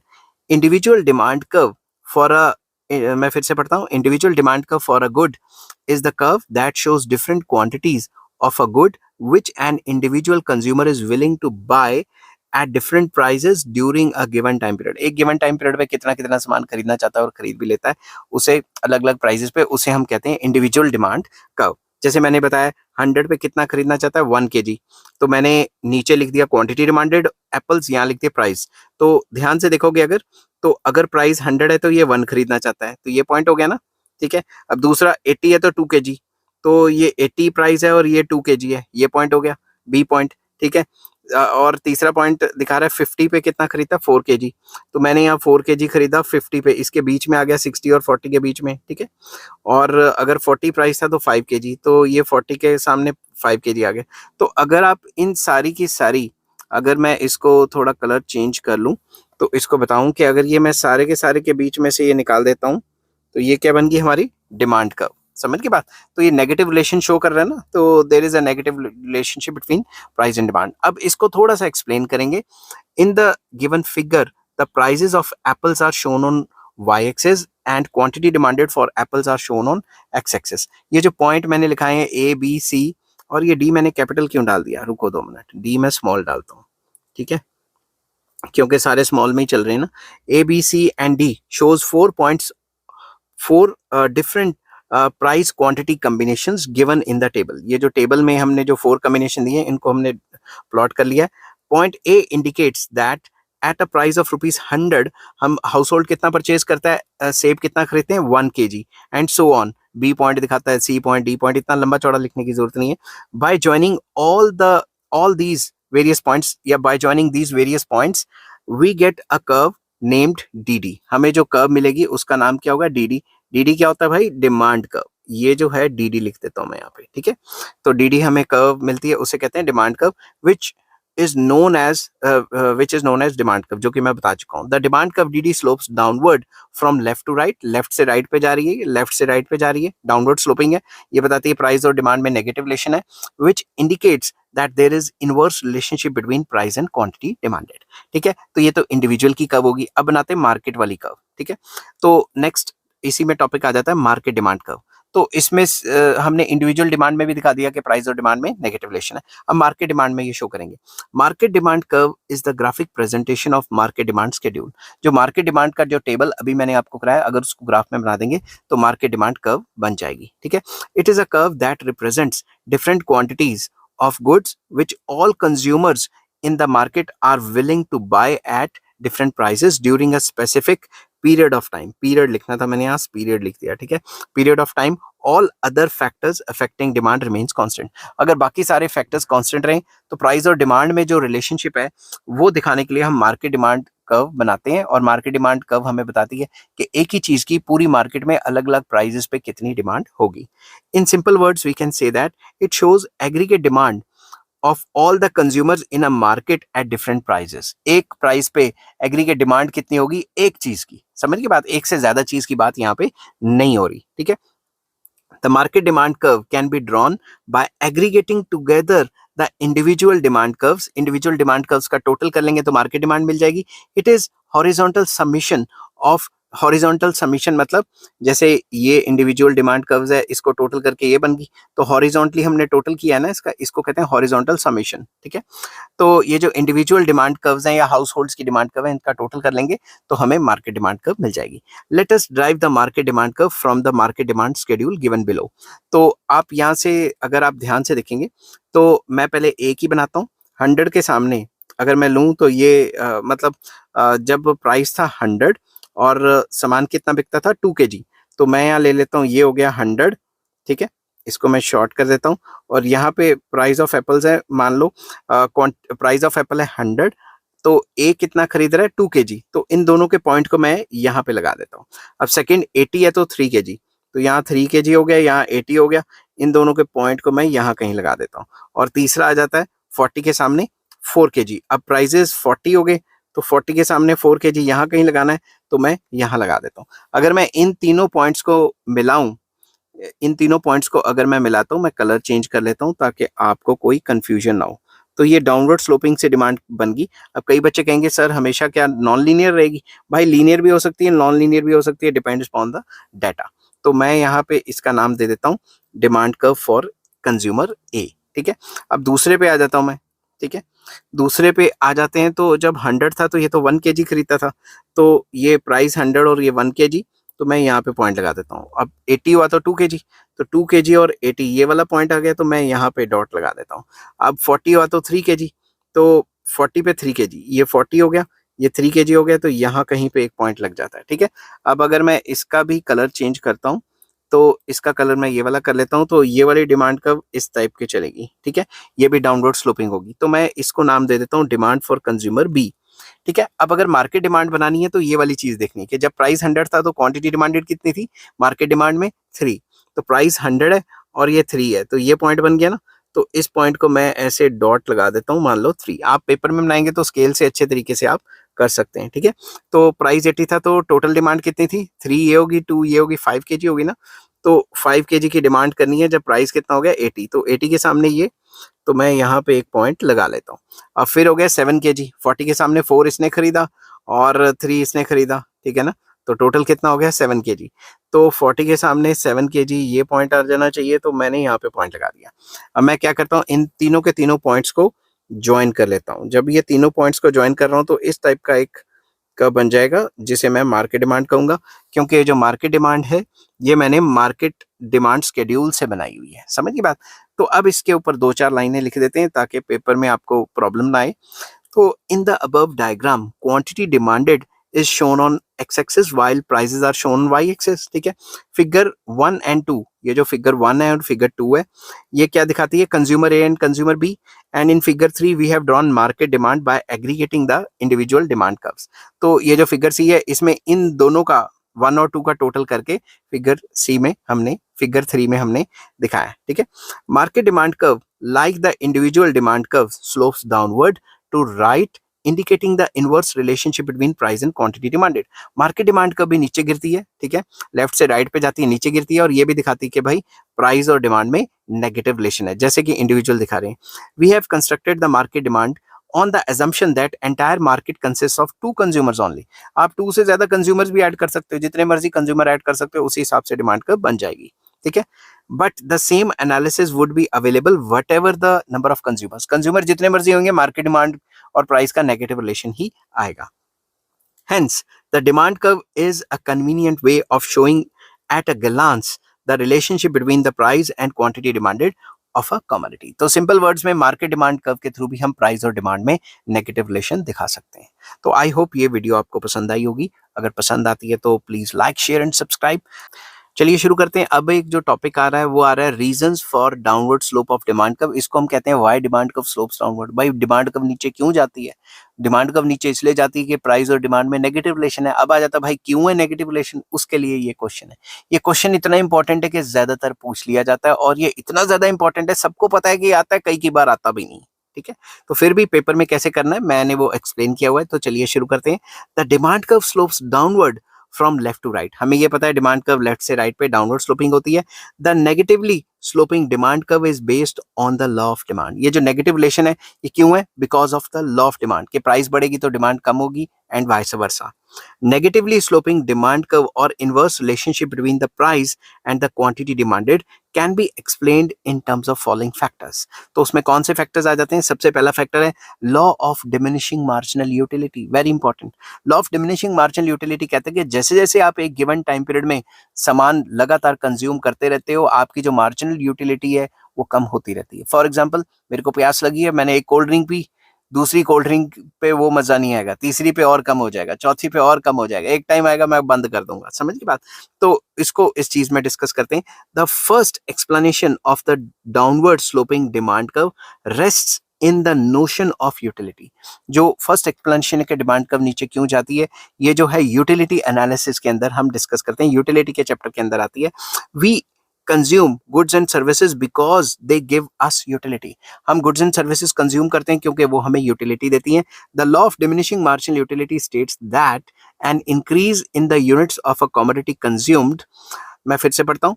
The law of diminishing marginal utility, ये जो DMU है इसको डिमिनिशिंग मार्जिनल यूटिलिटी कहते हैं, states that with an increase in the units of commodity consume, जैसे जैसे आप कमोडिटी कंजम्पशन बढ़ाते रहोगे, every additional unit of commodity gives lesser satisfaction to the consumer.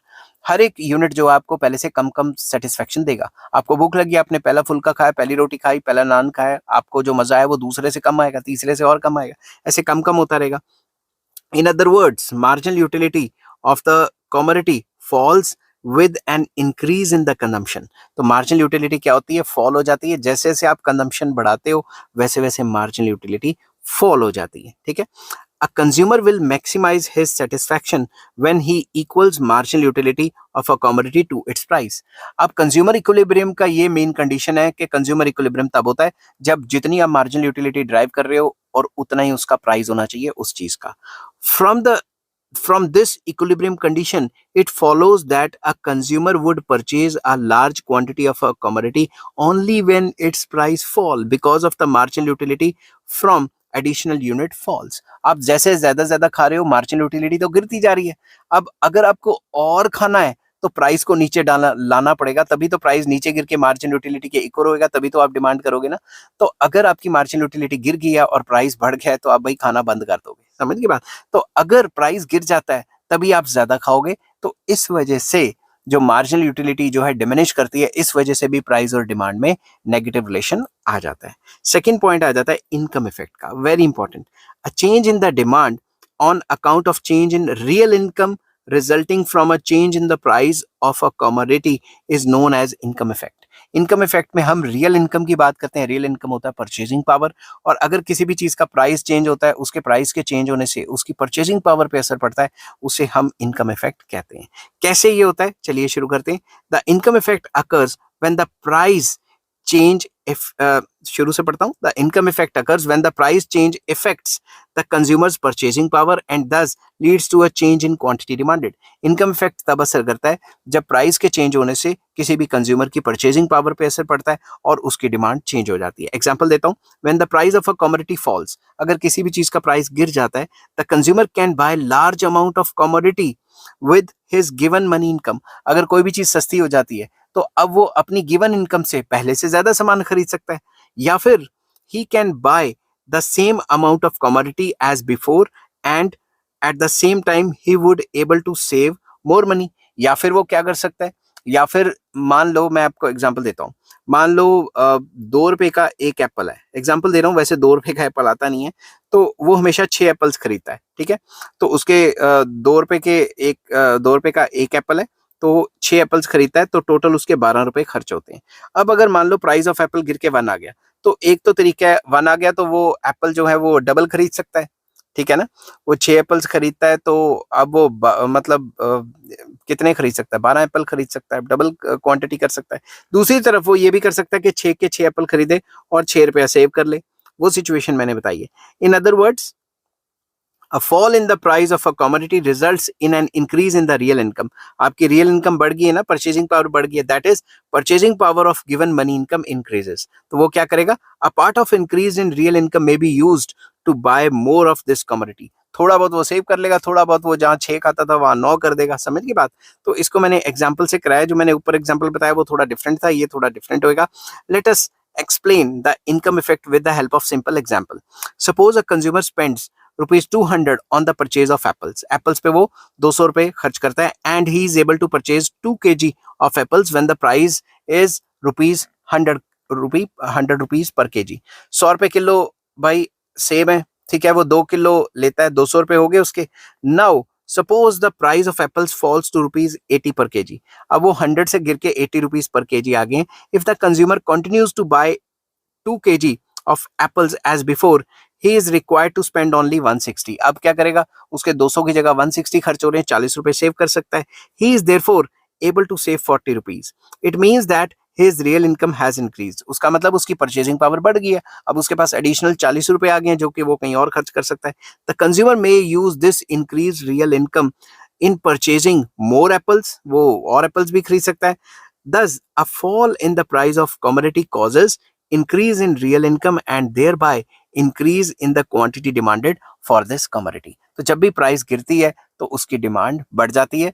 क्यों? क्योंकि प्राइस के गिरने से अब उसके पास पहले से ज्यादा पैसे आ गए हैं कि वो ज्यादा चीजें खरीद सके, मतलब ज्यादा चीज, ज्यादा क्वांटिटी उस चीज की खरीद सके। नेक्स्ट आ जाता है substitution effect, very important. Another reason why we expect the demand curve to slope downward is the substitution effect. तो पहली लाइन तो वही लिख ली ताकि पेज भर जाए, ठीक है, क्योंकि थोड़ा भरा भरा भी लिखना है। अगर आपने मेन एक लाइन लिख दी तो फिर तो पेपर भी भरा भरा नहीं लिखेगा। The substitution effect is the effect that a change in the relative price of substitute goods has on the quantity demanded. Substitution effect क्या है कि हमारे गुड का जो सब्स्टिट्यूट है अगर उसके प्राइस में चेंज हो गया तो हमारे गुड की डिमांड पे क्या फर्क पड़ेगा। When the price of substitute commodity falls and the price of substitutes remains unchanged. मैं एग्जांपल देता हूं, मान लो 2 गुड्स हैं, गुड ए गुड बी। अगर ए गुड के प्राइस में मतलब चेंज आता है और बी गुड का प्राइस कांस्टेंट रहता है, तो वो वाली सिचुएशन बताइए, इट बिकम्स रिलेटिवली चीपर। तो पहली बात क्या हुई, when the price of the commodity falls, when the price of a commodity falls and the price of its substitutes remains unchanged, हमारा जो गुड है उसका प्राइस क्या हो गया, गिर गया और जो उसका जो सब्स्टिट्यूट है उसका प्राइस कांस्टेंट रहा, सेम रहा, इससे क्या होगा, इससे कंपैरिजन में हम देखें तो हमारे गुड की डिमांड बढ़ जाएगी, क्योंकि जो सब्स्टिट्यूट खा रहे थे हमारा पहले वो हमारे गुड की तरफ शिफ्ट हो जाएंगे।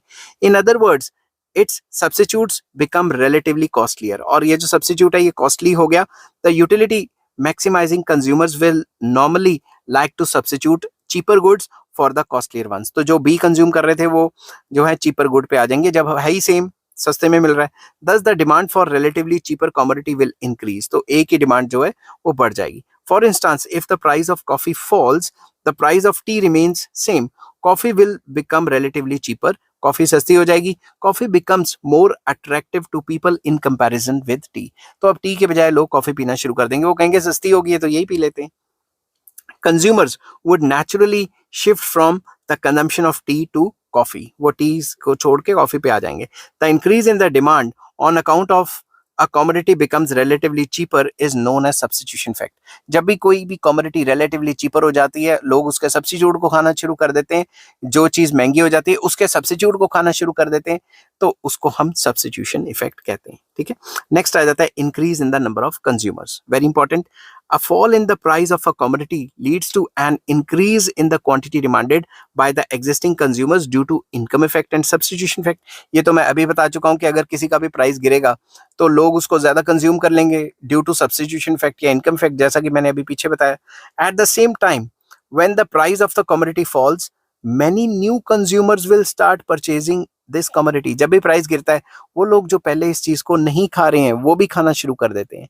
At a very high price of a commodity only a few rich people can afford to buy that commodity. जब प्राइस हाई था तो काफी कम लोग खाते थे, अगर प्राइस गिर जाएगा तो वो लोग जो पहले नहीं खाते वो भी आ जाएंगे कंज्यूम करने. When the price of this commodity falls a little, थोड़ा बहुत गिरता है, people with moderate income will also be able to purchase the commodity. जिनकी moderate income है वो भी खरीदना शुरू कर देंगे. At still lower prices, मतलब और प्राइस गिर जाता है, even the poor persons will be able to afford it and therefore the demand for the commodity will rise. तो अगर और प्राइस गिरता है तो सारे ही खरीदना शुरू कर देंगे. Thus, when the price of the commodity falls, the number of consumers increases and this tends to raise the demand for the commodity. जब भी प्राइस गिरता है तो ज्यादा कंज्यूमर्स आ जाते हैं उस चीज को खरीदने के लिए, तो उसकी डिमांड बढ़ जाती है. For example, when the price of apples is ₹100 per kg, then handful of consumers can buy it. सेब 100 रुपए किलो है, हर कोई तो अफोर्ड नहीं ना कर सकता. The quantity demanded is small, तो इतनी डिमांड नहीं रहेगी. As the price of apples falls to ₹60, अगर 60 हो गया, people are apples are within the reach of those households who could not afford to purchase apples at a higher price. तो वही 60 रुपए आ गया, तो अब जो अफोर्ड नहीं कर पा रहे थे वो अफोर्ड कर पाएंगे और वो भी खरीदना शुरू कर देंगे. Consequently, the demand for apples will go up. तो उनकी डिमांड बढ़ जाएगी. नेक्स्ट पॉइंट आ जाता है several uses of a commodity. कई बुक्स में इसको alternative uses of a commodity भी लिखा हुआ है. There are some goods which can put to a number of uses. कुछ गुड्स ऐसे हैं जिनको हम नंबर ऑफ यूजेस में लगा सकते हैं, मिल्क वगैरह. ठीक है. Some of these uses are more important while others are less important. इसमें से कुछ काम तो काफी इंपॉर्टेंट होते हैं और जो कुछ काम है वो इतने ज्यादा इंपॉर्टेंट नहीं होते. एग्जाम्पल यहाँ पे दिया हुआ है, steel, aluminium, coal, electricity, milk etcetera are the examples of such commodities जिनके एक से ज्यादा यूज होते हैं. When the prices of such commodities are high, जब भी ये चीजें महंगी होती हैं, they will be use for more important purposes only and therefore a small quantity will be demanded. Example, दूध महंगा हो गया तो आप तो सिर्फ बहुत कोई इंपॉर्टेंट गेस्ट आएगा उसको पिलाओगे या बच्चों को पिलाओगे. ठीक है, जो इंपॉर्टेंट काम है वही करोगे. But when the price falls, जब भी प्राइस गिर जाता है, these commodities will be put to less important uses also leading to an increase in their demand. तो जब दूध सस्ता हो जाता है तो आप दही भी जमाना शुरू कर देते हो, पता नहीं क्या क्या करना, खीर भी बनानी शुरू कर देते हो. ठीक है ना. एक और एग्जांपल दिया हुआ है, for example, when the price of electricity is high, it will be use mainly for lighting purpose. सिर्फ लाइट जलाने के काम आएगी, पंखा वगैरह चला लिया. ठीक है ना. But when its price falls, it will be use for cooking as well. तो जब सस्ता हुआ तो आपने भाई इलेक्ट्रिसिटी वाला ही वो खरीद लेना है जिसपे आप रोटियां पका सकते हो, और एसी भी खरीद लेने और कई सामान भी खरीद के आ जाओगे. आई होप ये वीडियो आपको पसंद आई होगी. अगर पसंद आती है तो please like, share and subscribe. तो शुरू करते हैं exceptions to the law of demand क्या होता है। एक्सेप्शंस का मतलब होता है कि वो चीजें जिनके ऊपर लॉ ऑफ डिमांड काम नहीं करता। लॉ ऑफ डिमांड कहता था कि प्राइस बढ़ेगा और डिमांड गिरेगी। लॉ ऑफ डिमांड क्या कहता था? लॉ ऑफ डिमांड कहता था जब भी किसी चीज का प्राइस बढ़ता है तो डिमांड गिरती है, और प्राइस गिरता है तो डिमांड बढ़ती है, other things being constant. But exceptions कहता है कि ऐसा नहीं होता, प्राइस और डिमांड में नेगेटिव रिलेशन नहीं होता बल्कि पॉजिटिव रिलेशन होता है। ऐसी कौन सी चीजें वो डिस्कस करते हैं, पेपर में जिस हिसाब से लिखना है मैंने उसी हिसाब से लिखा हुआ है। Law of demand is considered to be valid in most of the situations. Law of demand ज्यादातर situations में काम करता है, but in actual practice law of demand may not operate in many cases. Law of demand कई cases पे या काफी cases पे ज्यादातर नहीं लग पाता।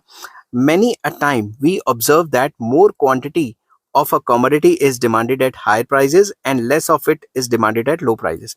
हम ज्यादातर ये देख लेते हैं असल सिचुएशन में कि जब भी प्राइस हाई होता है तो डिमांड भी बढ़ जाती है, और जब भी प्राइस लो होता है तो डिमांड गिर जाती है। In these situations the inverse relationship between price and the amount purchase does not hold good. ऐसी सिचुएशन में प्राइस और डिमांड में जो नेगेटिव रिलेशन है वो होल्ड नहीं करता, वो कामयाब नहीं रहता कि प्राइस और डिमांड में नेगेटिव रिलेशन है, बल्कि प्राइस और डिमांड में पॉजिटिव रिलेशन आ जाता है। These situations are known as exceptions to the law of demand. इन सारी सिचुएशंस को exceptions to the law of demand कहा जाता है। In such situations, demand curve may not have negative slope, it may be sloping upward. तो इस case में demand curve जो है वो अपवर्ड स्लोपिंग होती है, ना ही नेगेटिव स्लोपिंग होती है। A positively sloped curve shows a rise in the price of a commodity leads to an increase in the quantity demanded, and fall in the price leads to fall in the quantity demanded. ऐसी situation में जब भी price बढ़ता है तो demand बढ़ जाती है, प्राइस गिरता है तो डिमांड गिर जाती है। There are several reasons for an upward sloping demand curve या exceptions of the law of demand. Number one आ जाता है Giffen goods. Giffen goods, named after Sir Robert Giffen, are those inferior goods on which the consumer spends large part of income and the demand for which falls with the fall in their prices. तो जो ये जो Giffen goods का concept है वो sir Robert Giffen ने दिया था। वो ये कहते थे कि गिफन गुड्स एक टाइप के इंफीरियर गुड्स हैं जिसमें कंज्यूमर जब भी उनके प्राइसेस हाई होते हैं तो कंज्यूमर डिमांड ज्यादा कर देता है, और जब भी उनके प्राइसेस लो होते हैं तो कंज्यूमर डिमांड कम करता है। ठीक है, उन्होंने अपनी एग्जांपल दी थी। For example, maize and jowar are coarse cereals. Coarse मतलब इंफीरियर सीरियल्स माने जाते हैं, inferior food items for an average Indian consumer. उनके लिए तो ये थोड़ा लो क्वालिटी के माने जाते हैं। ठीक है, they are consumed largely by poor people. तो ये जो सीरियल्स हैं ये ज्यादातर गरीब लोग खाते हैं। As the price of maize falls, real income of the consumer rises. जब भी उनकी प्राइस गिर जाएगी, मेज की या ज्वार की प्राइस गिर जाएगी, वो कहेंगे अब ये क्या खाना, अब हमारे पास पैसे फालतू आ गए। तो वो फालतू पैसे से क्या करेंगे, वो कहेंगे कि हम जो सुपीरियर सीरियल्स हैं व्हीट एंड राइस वो खा लेते हैं। With an increase in the real income the consumer can afford to purchase superior food items like rice and wheat. तो वो व्हीट एंड जो राइस है उसको प्रेफर कर देंगे, और जो इंफीरियर सीरियल्स हैं उनको नहीं खाएंगे। समझ की बात? Since there is a limit to intake of food, food intake करने की तो लिमिट है। अब अगर सस्ता हो गया मेज या ज्वार तो वो डबल ट्रिपल थोड़ा ना खा लेंगे, फूड की तो एक लिमिट है। And increase in demand for wheat and rice would lead to a smaller quantity. मैं फिर से पढ़ता हूँ, and increase in the demand for wheat and rice would lead to a smaller quantity demanded for maize. अगर wheat and rice ज्यादा खाएंगे तो मेज की क्वांटिटी तो अपने आप ही गिर जाएगी।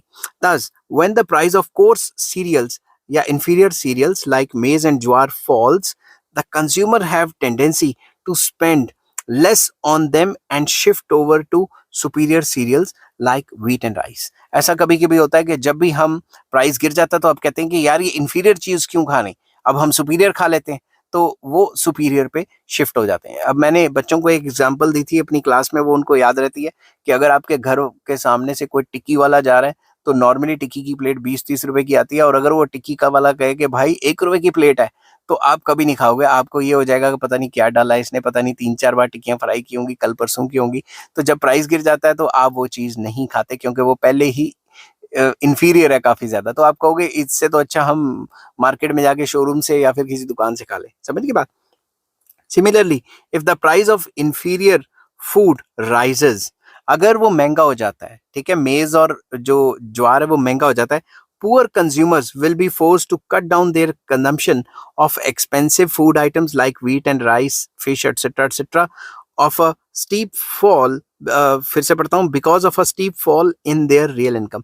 अगर वो चीजें महंगी हो जाएंगी तो वो क्या करेंगे, वो जो कंजम्पशन है वो कम कर देंगे, जितना वो कंज्यूम कर रहे थे मेज एंड ज्वार, उनकी क्वांटिटी कम कर देंगे, बल्कि वो जो क्या कहते हैं जो सुपीरियर सीरियल्स खा रहे थे वो तो बंद ही कर देंगे खाना, ठीक है.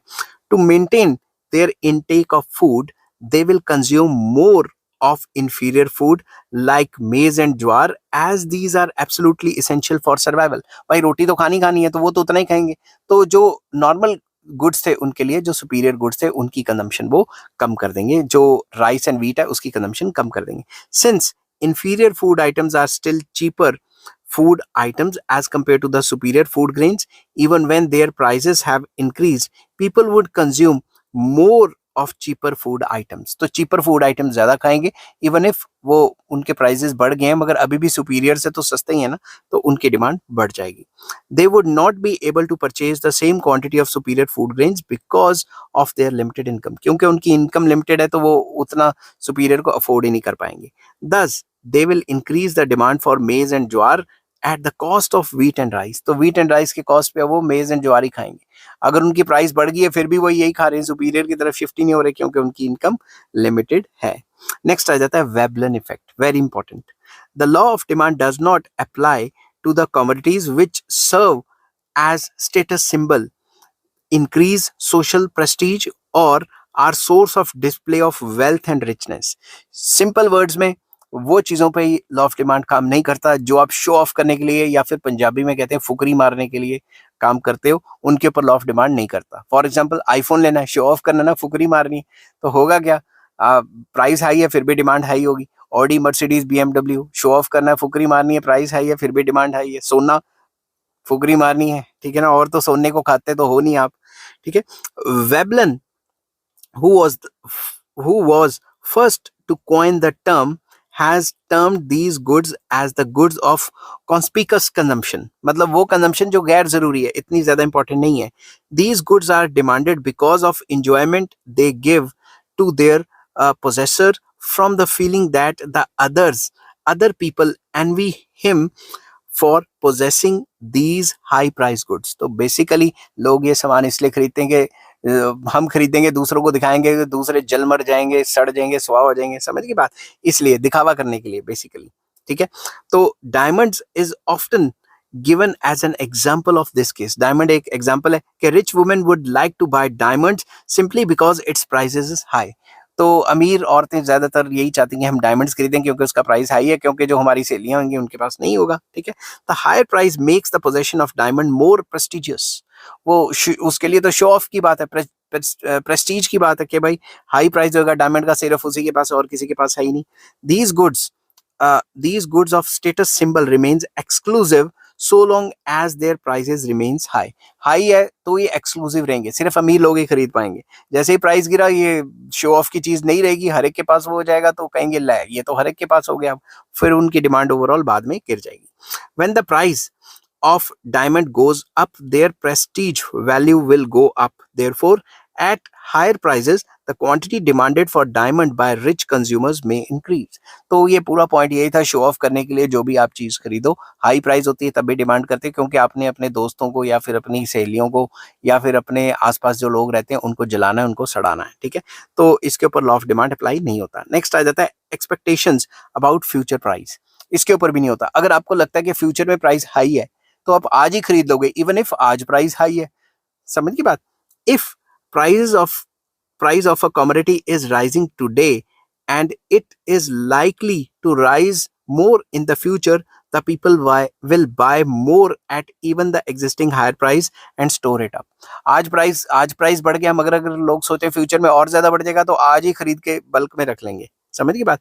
They will do this in order to avoid the pinch of high price in the future. कि फ्यूचर में और प्राइस ना बढ़ जाए, उसका जो दर्द है उसको कम करने के लिए अभी से ज्यादा खरीद लेंगे. Similarly, when the consumers anticipate a large fall in the price of the commodity in future, they will postpone their purchase even if price falls today so as to purchase this commodity at a still lower price in the future.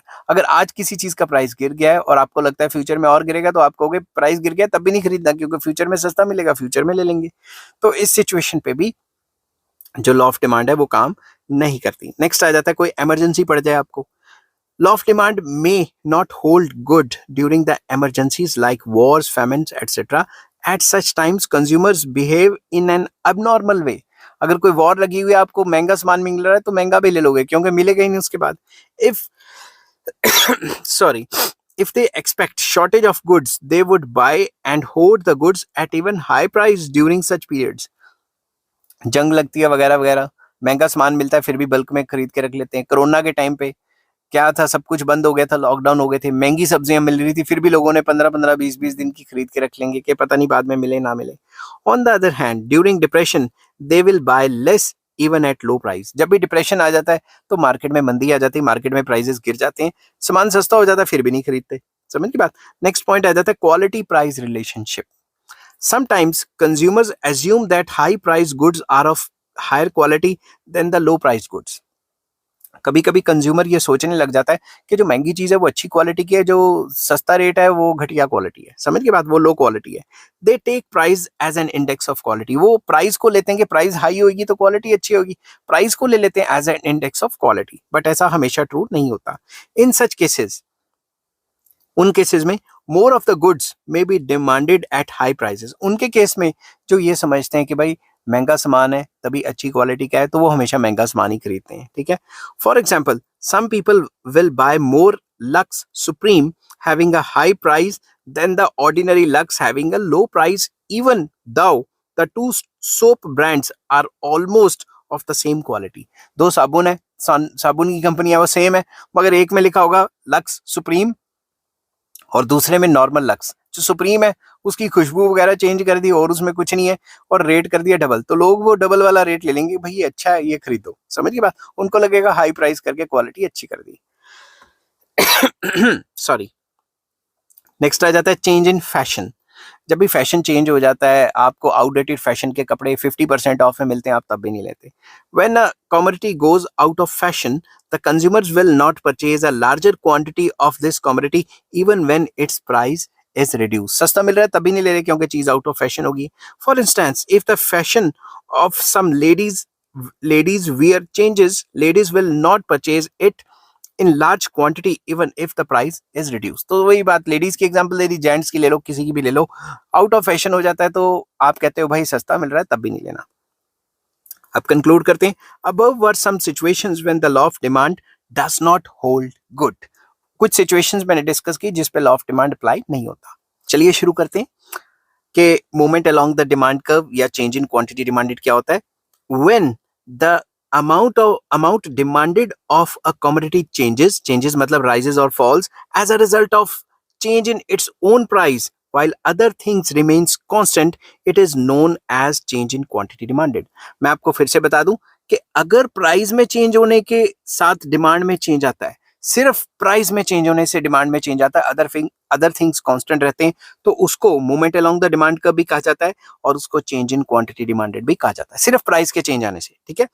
Changes in quantity demanded may be of two types। इसमें further दो सब headings आ जाती हैं। First आ जाता है extension of demand और दूसरा आ जाता है कॉन्ट्रैक्शन ऑफ डिमांड। तो एक्सटेंशन ऑफ डिमांड क्या कहता है? एक्सटेंशन ऑफ डिमांड कहता है कि अगर प्राइस बढ़ जाए और जो उल्टा बोल गया मैं, अगर प्राइस गिर जाए और डिमांड बढ़ जाए, अदर फैक्टर्स रिमेन सेम। अगर सिर्फ प्राइस के गिरने से डिमांड बढ़े, बाकी सारे फैक्टर्स में कोई चेंज ना आए, तो उसे एक्सटेंशन ऑफ डिमांड कहा जाता है। तो इसको इंग्लिश में लिखते हैं, when the quantity demanded of a commodity rises due to fall in its own price, other things remain same, it is called extension of demand और राइज इन क्वांटिटी डिमांडेड और एक्सपेंशन ऑफ डिमांड। इसको अलग अलग नाम से भी बुलाया जाता है। तो मैंने एक एग्जांपल लिखा हुआ है, प्राइस है 5, डिमांड कितना है 1। तो अगर प्राइस 5 ले लो, डिमांड 1 ले लो, तो ये यहाँ कहीं पॉइंट आ गया इसका। और अगर प्राइस 1 है, डिमांड 5 है, तो ये ऐसे हो गया, प्राइस गिर गया ना। जब भी प्राइस गिरा तो देखो डिमांड बढ़ गई ना। तो अगर प्राइस 1 करें, डिमांड 5 करें, तो यहाँ पे ये पॉइंट आ गया। अब इन दोनों पॉइंट्स को अगर हम मिला दें तो एक कर्व बनेगी जिसको हम कहेंगे डिमांड कर्व। ठीक है, आप सीधी लाइन खींच लेना, ये बन गई डिमांड कर्व। अब देखो, सबसे पहला पॉइंट था ये, सेकेंड पॉइंट आया नीचे वाला, तो डिमांड कर्व पहला पॉइंट ऊपर था, पॉइंट नीचे मूव किया ना, तो जब भी नीचे मूव करता है उसको हम कहते हैं डाउनवर्ड मूवमेंट, ये बात याद रखना, डाउनवर्ड मूवमेंट, ठीक है, डाउनवर्ड मूवमेंट। आपको पेपर में ये भी आ सकता है डिस्कस डाउनवर्ड मूवमेंट, तो आपको कहना है डाउनवर्ड मूवमेंट में वही लिखना है, एक्सटेंशन ऑफ डिमांड ही लिख देना है सारा का सारा, समझ की बात। तो अब ये जो टेबल है और ये जो डायग्राम है इसके दो दो लाइनें तीन तीन लाइनें एक्सप्लेन कर देना, मैं बोल देता हूँ वो आप लिख लेना साथ के साथ कि the given table shows that when the price is ₹5 demand is for 1 unit, with the fall in price up to ₹1 demand rises up to 5 units, it is called law of demand which can be explained with the help of diagram. Diagram में लिख देना कि in the given figure quantity demanded is shown on x-axis while prices of x good is shown y-axis on y-axis. dd is the demand curve which shows that, फिर से वही कहानी जो table में थी, when the price is ₹5 the demand is for 1 unit and with the fall in price up to ₹1 demand rises up to 5 units. फिर लिखोगे downward movement in the demand curve shows extension of demand. फिर आ जाता है contraction of demand, second point इसका। Contraction कब होता है, मैंने बताया था कि जब भी प्राइस बढ़ जाता है और प्राइस के बढ़ने से डिमांड गिर रही है, बाकी सारे फैक्टर्स कांस्टेंट है, तो उसको हम कहेंगे कॉन्ट्रैक्शन ऑफ डिमांड। तो मैं इसको एक्सप्लेन कर देता हूं कि contraction of demand is a situation when the quantity demanded of a commodity falls due to rise in its own price, other things remain same, it is called contraction of demand, और इसको fall in quantity demanded भी कहा जाता है, ठीक है। तो अब इसका टेबल बनाया हुआ है मैंने, प्राइस था 1, डिमांड क्या है 5, प्राइस बढ़ गया डिमांड गिर गई, तो इसको हम कॉन्ट्रैक्शन ऑफ डिमांड कहेंगे। इसको हम डायग्राम की फॉर्म में भी बना देते हैं। तो सबसे पहले क्या था, प्राइस 1 एंड डिमांड 5, यहाँ प्राइस 1 था डिमांड 5, तो यहाँ पे एक पॉइंट ले लेते हैं, ठीक है। फिर आ गया प्राइस 5 डिमांड 1, प्राइस 5 डिमांड 1, यहाँ पे भी एक पॉइंट बना लेते हैं। अब इसमें देखने वाली चीज ये कि पहला पॉइंट नीचे था, नीचे से पॉइंट ने ऊपर को सफर किया है, तो मैं इसको डिमांड का नाम दे देता हूँ dd और एरो ऊपर मार लेता हूँ क्योंकि पहला पॉइंट नीचे था दूसरा पॉइंट ऊपर था। तो इस डिमांड कर्व के साइड पे हम लिखेंगे अपवर्ड मूवमेंट। तो जब भी अपवर्ड मूवमेंट आता है तो हमेशा क्या होता है, कॉन्ट्रैक्शन ऑफ डिमांड, समझ की बात। अब इसको टेबल और डायग्राम को मैं दो दो लाइनें बोल देता हूँ, आप एक्सप्लेन कर लेना कि टेबल को जब एक्सप्लेन करेंगे हम लिखेंगे the given table shows that when the price is ₹1 the quantity demanded is for 5 units, with the rise in price up to ₹5 the quantity demanded falls up to 1 unit which is called contraction of demand। फिर लिखोगे it can be explained with the help of diagram, फिर diagram बनाया, फिर diagram की explanation में आप लिखोगे जो मैं बोल रहा हूँ वही लिख लेना कि quantity in the given figure quantity demanded for x good is shown on x-axis while price of y good is shown on y-axis। dd is the demand curve which shows that, फिर से वही राम कहानी कि when the price is 1 demand is for 5 units, with the rise in price up to ₹5 demand falls up to 1 unit, it is called contraction of demand। फिर लिखोगे upward movement in the demand curve shows contraction of demand, ठीक है। तो अब मैं इसमें थोड़ा सा कंक्लूजन दे देता हूं आपको। any point on the demand curve refers to a particular quantity being bought at a specific price। हर एक पॉइंट जो डिमांड कर्व पे है वो हमें बताती है पर्टिकुलर प्राइस पे पर्टिकुलर डिमांड हो गई, समझ की बात। Different points on the demand curve represents different quantities demanded at different prices। तो जो डिमांड कर्व पे डिफरेंट डिफरेंट पॉइंट्स होंगे वो बताएंगे, अलग अलग पॉइंट्स आपको बताएंगे अलग अलग प्राइस पे अलग अलग डिमांड, ठीक है। therefore a change in quantity demanded is indicated by a movement along a particular demand curve। एक पर्टिकुलर डिमांड कर्व पे जब पॉइंट में मूवमेंट होगी, एक ही डिमांड कर्व पे जो पॉइंट्स में ऊपर नीचे मूवमेंट होगी उसे movement along the demand curve कहते हैं। और ये movement along the demand curve सिर्फ प्राइसेस के चेंज होने से आती है, और अगर ऊपर वाली होगी तो उसे कॉन्ट्रैक्शन कहेंगे, अगर नीचे वाली मूवमेंट होगी तो एक्सटेंशन कहेंगे, क्योंकि नीचे वाली मूवमेंट में डिमांड बढ़ रही है, ऊपर वाली मूवमेंट होगी तो प्राइसेस के बढ़ने से डिमांड तो कम हो रही है।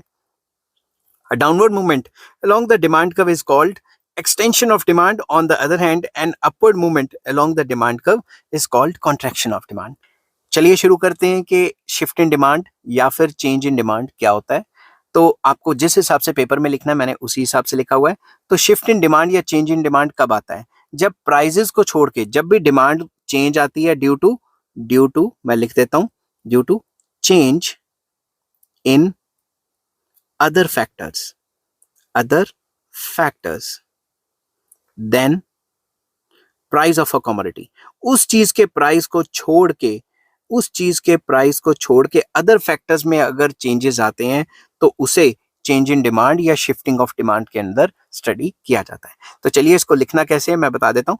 The amount purchase of a commodity may change not only because of change in its own price but also due to change in other factors like income, taste, prices of other commodities etcetera etcetera.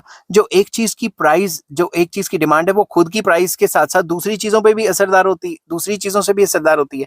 Price तो change करती करती है, दूसरी भी तो होती है ना चेंज, दूसरी चीजों के चेंज होने से भी तो डिमांड चेंज होती है। तो ये लाइन लिखी है कि the amount purchase of a commodity change not only, सिर्फ प्राइजेस के चेंज होने से ही डिमांड में चेंज नहीं आता, अदर फैक्टर्स के चेंज होने से भी डिमांड में चेंज आता है। When the amount purchase of a commodity rises or falls because of change in factors other than own price of a commodity, it is called change in demand. अगर demand में change आता है, demand में increase या decrease आता है उस commodity के प्राइस के चेंज होने से नहीं बल्कि अदर फैक्टर्स की वजह से, तो उसी को चेंज इन डिमांड कहा जाता है। शिफ्टिंग ऑफ डिमांड भी इसी को कहा जाता है। Changes in demand may be of two types, दो टाइप्स की हो सकती है। Number one, increase in demand. Increase in demand एक ऐसी सिचुएशन है जिसमें प्राइस सेम रही फिर भी डिमांड बढ़ गई। क्यों? क्योंकि क्या पता इनकम बढ़ गई हो, टेस्ट एंड प्रेफरेंस अच्छा हो गया, कुछ भी हो गया हो, कई रीजंस है वो मैंने नीचे लिखे हुए हैं, तो इसको मैं एक्सप्लेन करता हूँ। It refers to a situation when the consumer buys a large amount of commodity at the same price because of change in factors other than own price of the commodity। ठीक है, तो उसकी जो क्या कहते हैं डिमांड बढ़ गई, इसलिए नहीं बढ़ी कि भाई प्राइस जो है वो उसका गिर गया है, प्राइस सेम रहा फिर भी डिमांड बढ़ गई। क्यों? Due to change in other factors. क्या क्या है वो मैं बताता हूँ। इंक्रीज इन डिमांड में take place due to increase in income. क्या पता इनकम बढ़ गई हो, क्या पता फेवरेबल टेस्ट एंड प्रेफरेंस हो गया हो, क्या पता सब्सिट्यूट गुड्स महंगे हो गए हो, क्या पता आपके जो कॉम्प्लीमेंट्री गुड्स हैं उनके प्राइसेस गिर गए हो, या इंक्रीज इन पॉपुलेशन होगी, कुछ भी हो सकता है। तो मैंने एक सिंपल सा टेबल बनाया, प्राइस था मान लो 2, डिमांड थी 2, तो मैं यहाँ लिख देता हूँ प्राइस 2 डिमांड 2। ठीक है, तो ये पॉइंट पे एक डिमांड कर्व बना लेते हैं, या फिर इसको आप ऐसे भी जोड़ सकते हो, प्राइस था 2 डिमांड थी 2, आपने ये नॉर्मल डिमांड कर्व बना ली। ठीक है, D is the normal demand curve. ठीक है, अब प्राइस क्या हो गया 2 का 2, डिमांड कितनी होगी 4, प्राइस 2 का 2 रहा, डिमांड कितनी होगी 4। तो आपने एक पैरेलल लाइन बना लेनी है जो इसके पैरेलल है, तो नई डिमांड कर्व क्या होगी D1 D1। तो ये राइट साइड को शिफ्ट हो रही है ना, तो आपने लिखना है राइटवर्ड शिफ्ट, राइटवर्ड शिफ्ट। तो डिमांड कर्व में जब भी राइटवर्ड शिफ्ट होता है तो उसे हम कहते हैं इंक्रीज। ठीक है, तो अब मैं टेबल और डायग्राम की एक्सप्लेनेशन बोल देता हूं, आप पॉज कर करके साथ की साथ लिख लेना। तो आप लिखोगे increase in demand can be explained with the help of table and diagram। तो सबसे पहले the given table shows that when the price is ₹2, the quantity demanded is for 2 units। Price remains same, that is ₹2, but the demand rises up to 4 units, which shows increase in demand। फिर लिखोगे it can also be explained with the help of diagram। In the given figure, prices are shown on y-axis and quantity demanded is shown on x-axis, full stop। dt is the original demand curve and d1 d1 is the increased demand curve। फिर आप फिर से वही चीज, the diagram, yeah, the given figure shows that when the price is 2, the demand is for 2 units, the demand is for 2 units। ठीक है, उसके बाद लिखोगे price remains same, that is ₹2, but the demand rises up to 4 units, which shifts the demand curve to rightward, constituting new demand curve, that is D1 D1। फिर लिख सकते हो rightward shift in the demand curve shows increase in demand। फिर causes of increase in demand, demand बढ़ क्यों सकती है भाई, प्राइस के छोड़ के अदर फैक्टर्स बताओ। इंक्रीज इन इनकम होगी तो डिमांड बढ़ जाएगी। Rise in the price of substitute goods, substitute महंगे हो गए हमारे गुड के, तो हमारे गुड की डिमांड बढ़ गई। Fall in the price of complementary goods, हमारे गुड के कॉम्प्लीमेंट्री गुड्स के प्राइस गिर गए तो हमारे गुड की डिमांड बढ़ गई। Favourable change in taste and preference हो गया तो भी डिमांड बढ़ जाएगी। एक्सपेक्टेड या expectation of rise in price, अगर हमें लगता है फ्यूचर में प्राइसेस बढ़ रहे हैं तो आज ही डिमांड बढ़ा देंगे चाहे प्राइस जो मर्जी हो। इंक्रीज इन पॉपुलेशन, पॉपुलेशन बढ़ेगा तो भी डिमांड बढ़ जाएगी। तो ये कुछ फैक्टर्स थे। नेक्स्ट आ जाता है इससे उल्टा concept decrease in demand. Decrease in demand कहता है भाई प्राइस कांस्टेंट रहेगा फिर भी डिमांड गिर जाएगी, उससे उल्टा कॉन्सेप्ट हो गया बिल्कुल। तो इसको मैंने लिखा हुआ है डिक्रीज डिमांड, या फिर यहाँ मैं इन लिखना भूल गया लग रहा है। ठीक है, decrease in demand refers to a situation when the consumers buy small quantities of the commodity या smaller quantities of a commodity at the same price। Price same है 2 का 2 रहा, पहले से डिमांड गिरा दी। Decrease in demand takes place as a result of change in factors other than own price of a commodity। के price के change होने से नहीं आ रहे, अदर फैक्टर्स की वजह से आ रहे हैं, जैसे इनकम गिर गई, टेस्ट एंड प्रेफरेंस अच्छे नहीं रहे। कौन कौन से रीजन है मैंने कॉजेज में लिखे हुए हैं, वो बताने हैं अभी आपको। तो सबसे पहले टेबल देखो, प्राइस था 2, डिमांड कितनी थी 4, तो प्राइस 2 था, डिमांड थी 4, इन दोनों को मिलाओ, यहाँ पे पॉइंट से एक डिमांड कर्व बना लो। ये सीधी बना लेना, मैं कोशिश कर रहा हूँ सीधी बनाने की, ठीक है। ये डिमांड कर्व हो गई। उसके बाद प्राइस 2 का 2 रहा, डिमांड कितनी होगी, 2 रहेगी, पहले से कम होगी ना। तो अब आपने ये जो डिमांड कर्व हमने बनाई है उसी के पैरेलल स्केल से बना देनी है लेफ्ट साइड को, तो ये बन गई D1 D1। तो ये लेफ्ट साइड को शिफ्ट होगी ना, तो हम यहाँ लिखेंगे D1 D1 left word shift, left word shift. तो जब भी डिमांड कर्व लेफ्ट साइड को शिफ्ट होती है वो डिक्रीज इन डिमांड शो करती है। समझ गई बात। तो अब मैं इसका जो एक्सप्लेनेशन है वो बोल रहा हूँ, आप पॉज कर करके साथ के साथ लिख लेना। तो आप लिखोगे decrease in demand can be explained with the help of table and diagram. तो टेबल को एक्सप्लेन करोगे, the given table shows that when the price is ₹2 the demand is for 4 units, full stop. The price remains same, that is ₹2, but the demand falls up to 2 units. It shows the decrease in demand. फिर लिखोगे it can also be explained with the help of diagram. In the given figure, quantity demanded is shown on x-axis while prices are shown on y-axis. आप x good y good कुछ भी लिख सकते हो, ठीक है। dd is the original demand curve and d1 d1 is the decreased demand curve. The figure shows that, फिर से वही, when the price is ₹2 the demand is for 4 units, but price remains same, that is ₹2, but the demand falls up to 2 units. Leftward shift in the demand curve shows decrease in demand. फिर आ जाता है causes of decrease in demand. जो increase in demand थे उसके उल्टे लिख देने आपने कि भाई डिक्रीज इन इनकम होगी, fall in the price of substitute, तो अब सारे लोग सब्स्टिट्यूट खाना शुरू कर देंगे, हमारे गुड की डिमांड गिर गई। Rise in the price of complementary goods, complementary महंगा हो गया तो भी हमारे गुड की डिमांड गिर गई। अनफेवरेबल टेस्ट एंड प्रेफरेंस में चेंज आ गया तो भी गुड की डिमांड गिर गई। Expectations of fall in price, अगर हमें एक्सपेक्ट होता है कि कल को प्राइसेस गिर जाएंगे तो भी गुड की डिमांड गिर जाएगी। और डिक्रीज इन पॉपुलेशन तो भी गुड की डिमांड गिर जाएगी। आई होप ये वीडियो आपको पसंद आई होगी। तो अब हम डिस्कस करते हैं extension of demand and decrease in demand में क्या फर्क है। फर्स्ट पॉइंट है extension of demand refers to the larger quantity being purchase due to fall in the price of the commodity. तो एक्सटेंशन ऑफ डिमांड का मतलब है हम सामान ज्यादा खरीद रहे हैं क्योंकि प्राइस गिर गया है, while increase in demand refers to more being purchased at same price. तो increase in demand का मतलब होता है प्राइस नहीं गिरा फिर भी हम ज्यादा खरीद रहे हैं, प्राइस सेम है फिर भी ज्यादा खरीद रहे हैं। तो एक में एक्सटेंशन में प्राइस के गिरने से खरीदते हैं ज्यादा और इंक्रीज में प्राइस सेम है फिर भी ज्यादा खरीदते हैं। सेकेंड पॉइंट आ जाता है extension of demand is due to fall in a commodity's own price. जो एक्सटेंशन ऑफ डिमांड है उसमें एक ही रीजन होता है कि उसका खुद का प्राइस गिरा है चीज का तभी डिमांड बढ़ी है। While increase in demand is due to change in other factors. जो इंक्रीज इन डिमांड है वो अदर फैक्टर्स की वजह से हो सकता है, इनकम बढ़ गई, टेस्ट एंड प्रेफरेंस अच्छे हो गए वगैरह वगैरह। समझ की बात। तीसरा पॉइंट आ जाता है extension of demand simply involves downward movement along the same demand curve. अगर मैं डिमांड कर्व बनाऊं तो एक्सटेंशन ऑफ डिमांड जब भी होती है तो डिमांड कर्व में डाउनवर्ड मूवमेंट होती है, बट दूसरी तरफ जब भी इंक्रीज इन डिमांड होती है तो डिमांड कर्व शिफ्ट हो जाती है राइट साइड को। ये बात याद रखना, ठीक है। तो दूसरी तरफ मैं लिखा है but increase in demand results in rightward shift in the entire demand curve. I hope ये वीडियो आपको पसंद आई होगी। अगर पसंद आती है तो please like share and subscribe. तो चलो शुरू करते हैं कि contraction of demand and decrease in demand में क्या फर्क होता है। सबसे पहला point, contraction of demand means a fall in the amount purchased due to rise in commodities own price। अगर किसी भी चीज का प्राइस बढ़ जाए और उसकी डिमांड कम हो जाए तो उस सिचुएशन को हम कॉन्ट्रैक्शन ऑफ डिमांड कहते हैं। while decrease in demand means smaller amount being purchased at same price। अगर डिक्रीज इन डिमांड की बात कर रहे हैं तो प्राइस तो सेम रहा फिर भी डिमांड गिर गई, ठीक है। तो कॉन्ट्रैक्शन ऑफ डिमांड प्राइस के बढ़ने की वजह से और decrease in demand price same है फिर भी डिमांड गिर गई। समझ की बात। सेकंड पॉइंट आ जाता है contraction of demand is due to a rise in its own price या own price of a commodity. तो कॉन्ट्रैक्शन ऑफ डिमांड का सिर्फ एक ही रीजन है कि उसका प्राइस बढ़ जाता है। while decrease in demand is due to change in other factors like taste and preference अच्छे नहीं रहे, इनकम गिर गई, सब्स्टिट्यूट गुड्स जो हैं वो सस्ते हो गए तो हमारे गुड की डिमांड गिर जाएगी ना। तो अदर फैक्टर्स की वजह से आता है। और नेक्स्ट आ जाता है contraction. Third point, contraction of demand simply means upward movement along the same demand curve. जब भी कॉन्ट्रैक्शन ऑफ डिमांड होती है तो जो डिमांड कर्व होती है उसमें अपवर्ड मूवमेंट होती है, मगर जब डिक्रीज इन डिमांड होती है तो उसमें लेफ्ट वर्ड शिफ्ट होती है। ये बात याद रखना, ये मैंने पढ़ाई भी है अभी। अगर आपको लिंक्स चाहिए होंगे तो इस चैप्टर के सारे लिंक्स आपको नंबर वाइज इस वीडियो के डिस्क्रिप्शन में मिल जाएंगे। नंबर वाइज पढ़ेंगे तो कोई ताकत नहीं है जो आपको इस चैप्टर को समझने से रोक सके, ठीक है। But decrease in demand results in the leftward shift of the entire demand curve. जो एंटायर डिमांड कर्व है वो लेफ्ट साइड को शिफ्ट हो जाती है जब भी डिमांड में डिक्रीज आता है। आई होप ये वीडियो आपको पसंद आई होगी। अगर पसंद आती है तो please like, share and subscribe. इस चैप्टर के सारे लिंक आपको इस वीडियो के डिस्क्रिप्शन में मिल जाएंगे। Take care, bye bye.